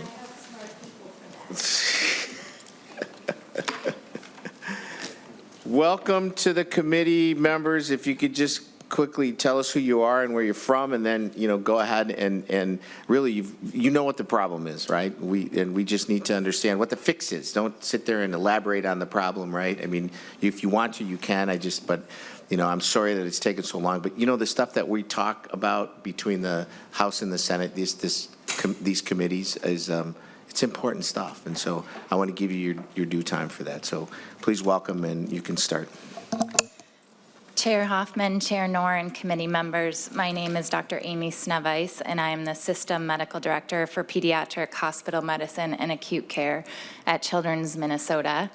I've been in healthcare for over 20 years, first as a nurse and nurse practitioner, and now as a physician. At Children's Minnesota, our aim is to be every family's essential partner in raising healthier kids. We do this by ensuring families can access the right level of care in the right setting and at the right time. Right now, for too many children with mental health needs, accessing the right level of care feels impossible. For many, their mental health gets worse while they are stuck in the hospital, living in our hospital, waiting for community or residential placement. Over the first 5 months of 2023, the hospitals where my colleagues and I provide care saw almost 1,000 children boarding for a total of 5,800 days. Some of these patients lived with us for the entirety of those 5 months. It's a heartbreaking reality that children and adolescents are not immune to the nationwide mental health crisis, and they deserve swift access to resources designed to meet their individual mental health needs. Today, I join my colleagues here in asking the state to support kids' mental health care by investing in community mental health services and using their regulatory power to hold systems accountable for finding solutions for kids in crisis. Thank you. Thank you, Doctor. Wendy. Hello, I'm Wendy Elferts, 14749 River Hills Parkway, Dayton, Senator Hoffman. I'm a registered nurse, and I'm currently the System Chief Nursing Officer for Maple Grove Hospital and North Memorial. As has been highlighted by Amy, we're failing children and their families in our communities. North Memorial is definitely not immune to that. These children have extremely complex healthcare needs, as you just saw described in the last presentation. By not addressing the gaps in resources within the behavioral health continuum, the need for more resources for these children and families, and failing to effectively maximize the current existing resources, these children sit in our emergency rooms with no places to go. This means that our emergency beds are filled with patients for days, and then these beds aren't available to other patients that need them. When these patients get stuck in the ED, we find that we can't flow them through the system. It becomes more and more difficult to find placement for them the longer they're there. Across the system, we have challenges discharging patients when they're ready to go. That's just a common reality for us these days, but this is especially true for our pediatric patients waiting for behavioral health resources. Sitting in an emergency room for many hours and days only delays the specialty care that these kids are in such need of. Between January and May of this year, 70% of the patients boarding in our ED were 18 years or less. When we have pediatric patients boarding in the ED, this is not only the wrong environment for their care needs, but our teams spend hours trying to find appropriate placement for these children and families. Often placement is found several hundred miles from home, and this is the only option we can offer. At North, the average length of stay for our kids boarding in the ED is nearly 5 days longer than it takes us to place an adult patient needing a bed. I understand how challenging this problem is. We want to be part of the solution, and this is why we are here today. Please consider carefully the needs of these kids. They are, in fact, our future generation. Thank you so much for your time. Thank you. And we had this conversation last year. Yeah. And I'm sorry this is still happening. And it's like, it is that systems, you talked about it along the way, and it's like, how can we gather a group of people to fix this system, right? And I appreciate that conversation. Dr. Patel. Chairs, members of the committee, my name is Dr. Sandeep Patel. I'm a pediatric hospitalist at Hennepin County Medical Center.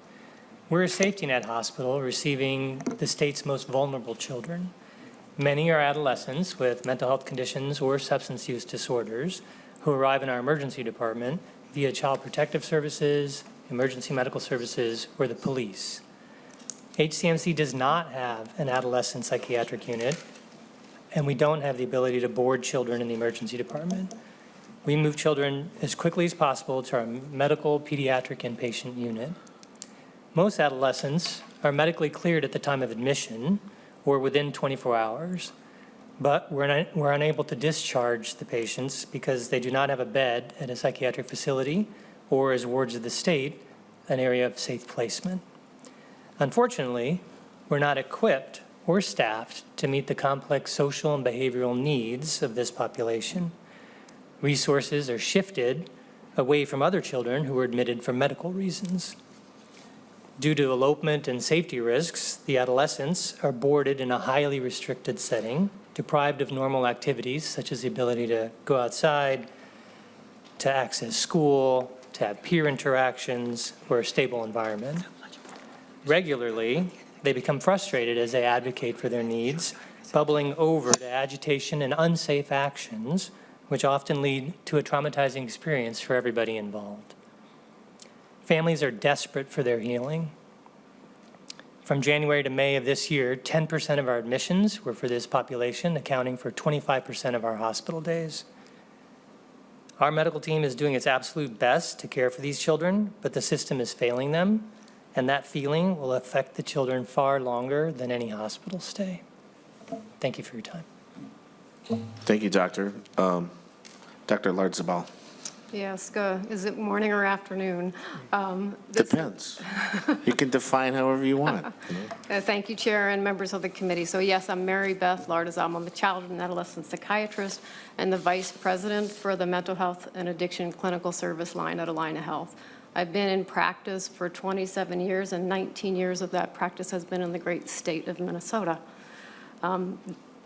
Finding the appropriate level of care is really a difficult issue for Allina Health and all of us today. We really appreciate that you're taking care and attention to the impacts of boarding, especially for our child and adolescent patients. However, we have been increasingly raising this alarm for the complex and difficult patients, and we really are urging the state to take immediate action.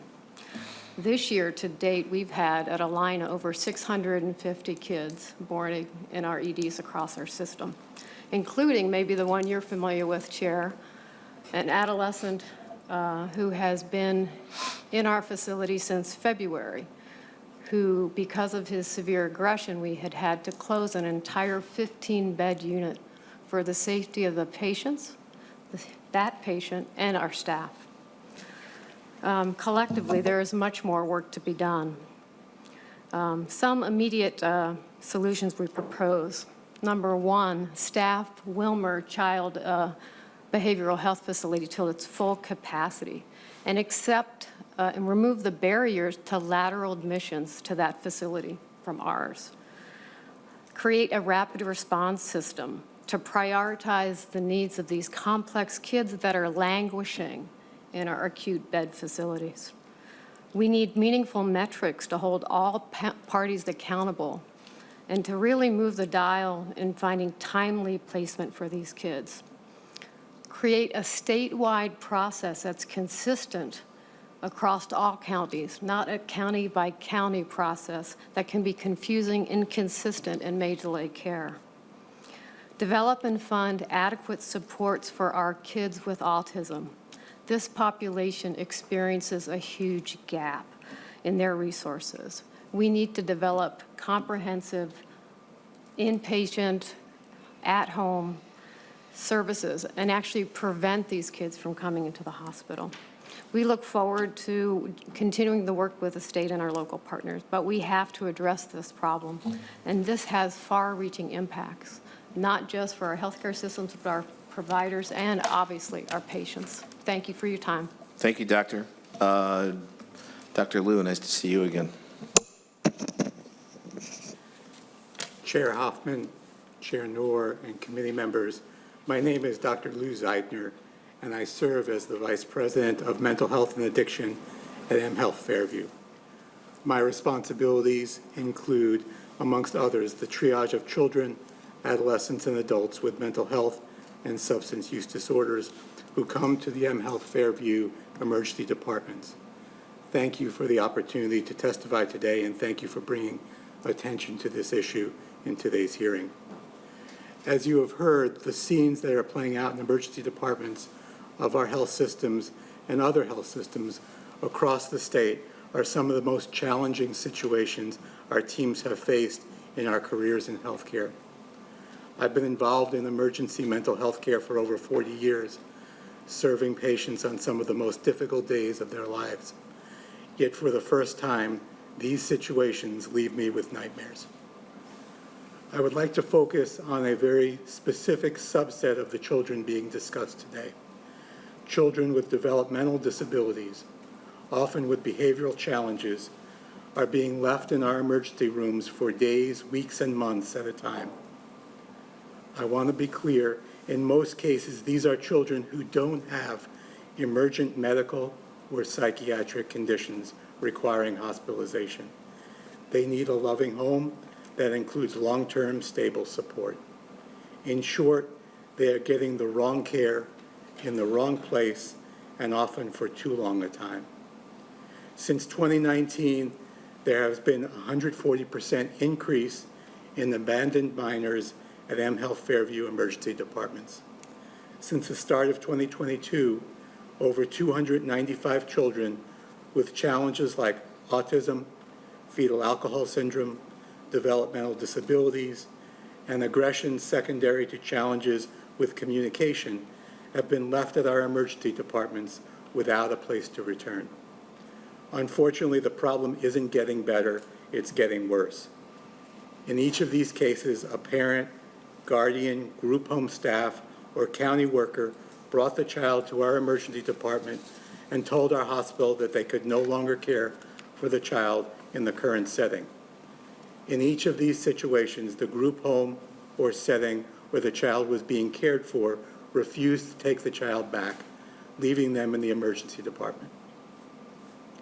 Hospitals and emergency departments are not designed for these children who need a consistent, low-stimulating environment with complex behavioral support. I want to highlight two cases in particular that are illustrative of the overall problem. Last December, a county worker brought an adolescent child from a group home to our emergency department at Ridges Hospital in Burnsville.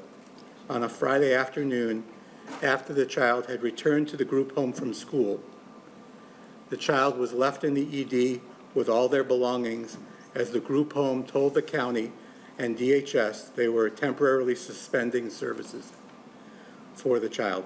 That child was forced to stay at Ridges for 2 months because the original group home refused to take the child back and no other facility was willing to take them. More recently, we had an adolescent with complex behavioral issues who lived in our hospital for over 2 months. Our social workers made more than 100 attempts at placement before finding a group home to take that child. Without question, the issue shows the significant gaps in our children's mental health, particularly for this population of children and adolescents who have complex behavioral needs paired with intellectual disabilities or developmental delays. But for the sake of these children, we cannot just wait until the system is built to address this problem. It is inhumane for the child and unfair to the staff who are not appropriate caregivers. We must focus on the solutions that we can implement now to ensure these children are in the least restrictive condition. We have been working on process around this issue for over 2 years with DHS and county partners. But process will not fix this problem. We need actionable solutions now. We have identified 4 key immediate actions requested. Our social workers who are responsible for finding placement for these children need one single point of contact within the state. Counties need to prioritize the guardianship process for patients in acute care hospital settings and prioritize rate negotiations with group homes. Counties who are serving as guardians for many of these children need to prioritize placement for the child who has the right to be placed in the least restrictive setting as soon as they are ready for discharge from our hospitals. And 4, group homes and other facilities cannot be allowed to exploit temporary suspension or services by leaving children at hospitals and then refusing to take them back.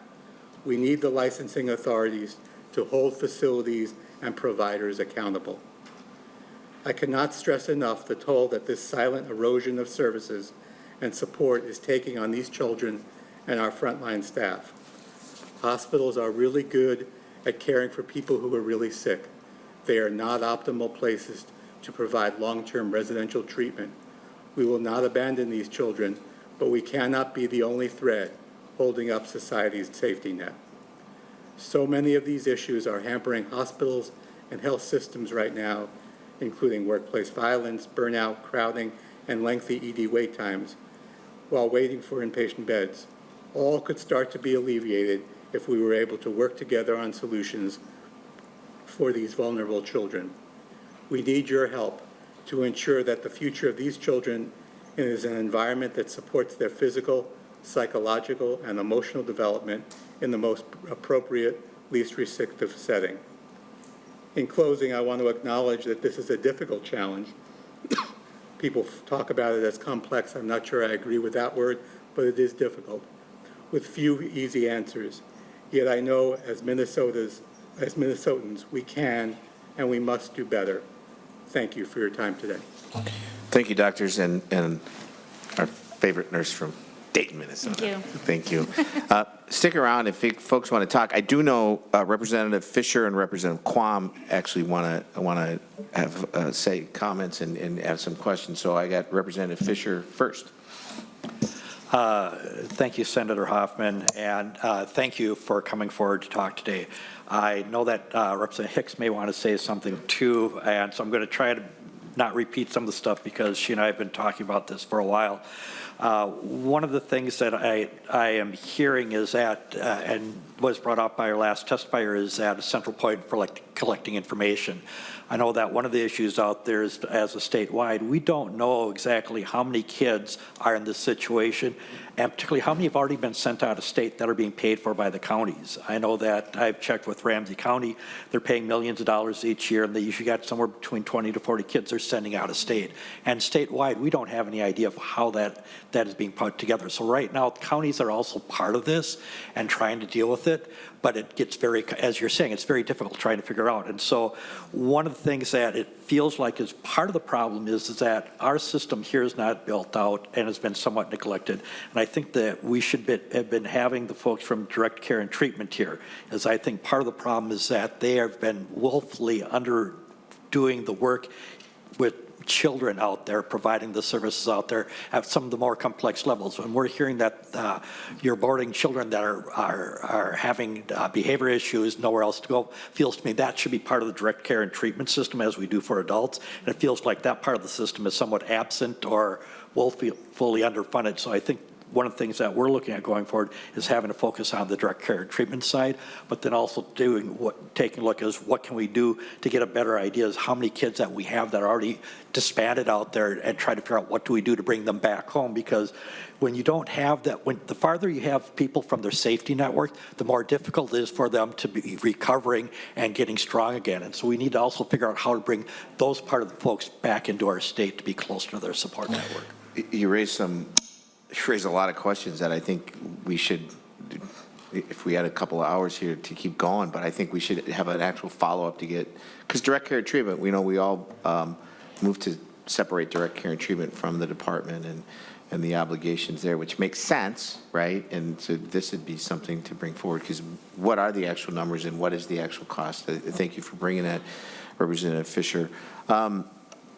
So Sean and Kevin, I know Kevin's back there being the Radio Shack guy. Is there, yeah, he is still back there, right? Maybe as a follow-up in the next couple of months to find out from members. And then I also have some other dates to give members too. So with that, Representative Quam. Thank you, Mr. Chair. And frankly, and unfortunately, I've been hearing it for years, it's a growing and burgeoning problem. For several years, I was on the governing board of a special education district. And one of the things that I noticed, because we had several small schools together to have the critical mass to be able to have the programs to work, is that certain things that we did to help develop coping skills, socialization, and options of activities had a huge reward and prevented the escalation or degradation of conditions. And so I like we're bringing to focus what's needed to cover what's happening.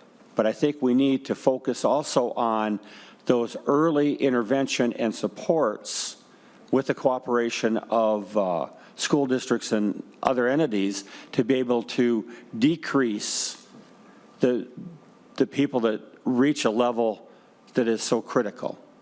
So I hope the committees could maybe grab some information, because best practices, we're talking individuals. So best practices around the state should be shared so they have options that will work with that individual in their case. So I hope the committee can focus on that in the future. Thank you. And thank you for your time, Representative Quam, and especially serving in that capacity. You saw the obligation of, and this is where every child has a right to a free appropriate public education. It's an obligation to do those services that you talk about in the education world, where, we're talking about these are not mandated, right? But it's sad to hear the population you're talking about doing the proactive stuff in the education world that ends up moving up into now this being housed in hospitals, or people with intellectual disabilities or developmental disabilities, and then have that behavioral piece on it. It's like, where is that breakdown, right? And I think you're alluding to that. How do we bring in those partnerships? And maybe part of this conversation, Sean, and you and Kevin are looking at is there folks from the Department of Education in that transitional piece, because that's the proactive, I almost called him Senator Quam, can you believe that? Representative Quam, Representative Fisher are talking about is, what are we doing to assure our system is supporting that proactively? And I don't know, and I'm sure Natasha Mertz, Assistant Commissioner Mertz and Christy Grom, you probably your head's already, yeah, they're shaking their heads, so we'll get that in here. So thank you, members. I appreciate you being here, and thank you. Doctor. Yeah, thank you, Mr. Chairman. I want to urge that action is needed. Yep. And data collection is critical, and prevention is important. But we have a crisis in the emergency departments, and I don't want to lose that in the timelines of surveys and data collection. I think we need to do that, and we also need to address this problem. Yeah, you know what, and you're at your 5 points. I actually got 5 from your conversation, not 4, unless you want to share that. But those points are actually in there. And the other thing, members, we have in the Department of Human Services world the positive supports. We have to follow the fact that youth, and in some instances, hospitals end up tasing. You got youth that are being tased, youth that are being restrained, right? And it's like, is that the most appropriate placement for somebody? I believe the answer is no. So to Dr. Liu's point, let's really move that out, right? And then this also leads to a deeper conversation, which I think we should have as a follow-up. There are youth in juvenile detention facilities that are being isolated, kids with mental health that are just being isolated, right? I mean, those are the kinds of things that, and I think that's our obligation, because we're talking about, these are kids with disabilities. So with that, thank you everybody for being here. And yes, this opens up for next session. I look for your stuff be in front of us and working in collaboration. Kim Hicks, can you hear me? Are you on? Can you get us? Can we finally get? We are? We're calling her. So you guys can hang out, or you can go sit down, and maybe Assistant Commissioner Mertz wants to come back up, because I'm sure Kim Hicks will have a question. And if the question is related to you folks, then does that work? I can hear you now. All right, handing you to Chair Nor. Please go ahead and ask the question, Representative Hicks. Thank you so much, Chair Nor, and thank you, Senator Hoffman, for having this hearing about this crisis. And I want to thank all of our testifiers today who came and really talked a lot about what they're seeing and what the professional piece of this looks like. But I just want to recenter us before we end today back to what this looks like for families. I want you all to just pause for a moment and imagine being a parent and having your child be a danger to you, themselves, or their family, and you go to the emergency room for support, and there is nowhere for them to send your child. And I heard people use the word abandon today, and I want to be a voice for families who are not trying to abandon their children. I want to be a voice for families today who are saying, you here in the emergency room say you can't keep them safe. 100 providers said their needs are too extensive for them to keep them safe. But the expectation is that I should take them home and keep them safe. And so I need everyone to recenter around what this feels like for a mother, for a father, for a grandmother who took guardianship of her grandson because his parent wasn't able to parent. We've heard a lot from the professionals today, and I want to reground us in the families and in the children and what this feels like for them. The department has shared a lot of information about the crisis and all of the work that they're doing, and I want to thank them so much for that work. And our hospitals have shared about all of the things they've done to go above and beyond. But the core of the problem remains that there is nowhere to go. And we need to create that space. But that is not going to be a magic wand that we can wave and suddenly there are people and beds in the right program. It is going to require a collaborative approach that is going to require support from the new Children and Families Department, from DHS in Disability Services and Behavioral Health, but also from DCT, like Representative Fisher mentioned. And so my question to the department is, what are we doing to ensure that we have interagency collaboration, state agency collaboration with MDE, Children and Families, DHS, DCT, to really bring forth a proposal that fills in this emergency gap? Assistant Commissioner. Thank you, Kim. Assistant Commissioner. Thank you, Mr. Chair. Representative Hicks, thank you for that important question. I think, as you've identified, the complexity of the systems problem is going to require all different parts of our system, and that certainly includes our state agencies that are charged with serving and supporting these children and adults in various capacities. The Department of Education, the Department of Children, Youth, and Families when it's formed and separated, direct care and treatment. So I can say that we definitely fully recognize that that collaboration and statewide alignment is essential, while we're also paying attention to regional solutions and gaps that might be particular to regions and working with our lead agency partners. We have some models for interagency collaboration in smaller, maybe more targeted initiatives that I think provide a really strong foundation that we can build off of, and that's certainly something that I hope to bring forward as a part of the Acute Care Transitions Task Force. But I think a lot about our work to advance person-centered practices and positive supports post-Jensen settlement, and really working on the positive supports rule and implementing that across our system. We had, for example, give-get relationships with the Department of Education to build out that capacity. We have been working over time with the Institute on Community Integration to set up regional models of implementation that bring together not just state agencies, but county partners, major provider organizations from that particular area. So I think, you know, I can say definitely from the department's perspective, we are fully committed to working across state agencies and working within our current agency. As I mentioned, our HTAC team includes a broad representation from behavioral health and children and family services.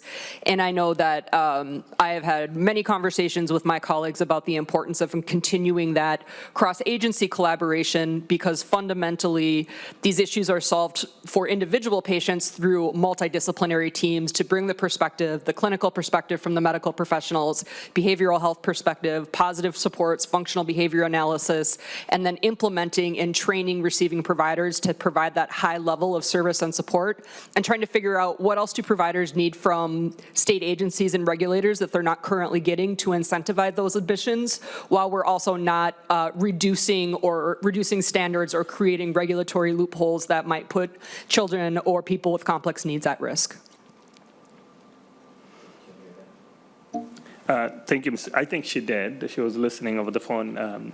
We've got crisis in our hand when it comes to this issue. So I think the sense of urgency of now that we need to have action, it's something that is important, and we're hoping the department can find immediate solutions while we work on the long-term solutions. So that's our hope, and hopefully we can get things going, and we can work with the providers, we can work with the families, we can work with those who are willing to do this work. So thank you so much, Assistant Commissioner. Thank you, Mr. Chair, and members, thank you. I think we should thank staff for putting this on, and I was just schwitzing you about the technology. It's beyond my scope of understanding. So, but Kevin, David, Sean, thank you. Mr. Chair, I think Mr. this Chair. is better than the karaoke session in the Senate that happened when when the microphones really failed. I think you forgot about that. He's slamming us for but it worked. It did work. Members, thank you for being here. This just leads us to wanting to have more conversation. But in light, set aside August 24th and 25th. We're doing a joint. We're going to go on a tour. We're finalizing details of a tour that's going to include disability and elder care services.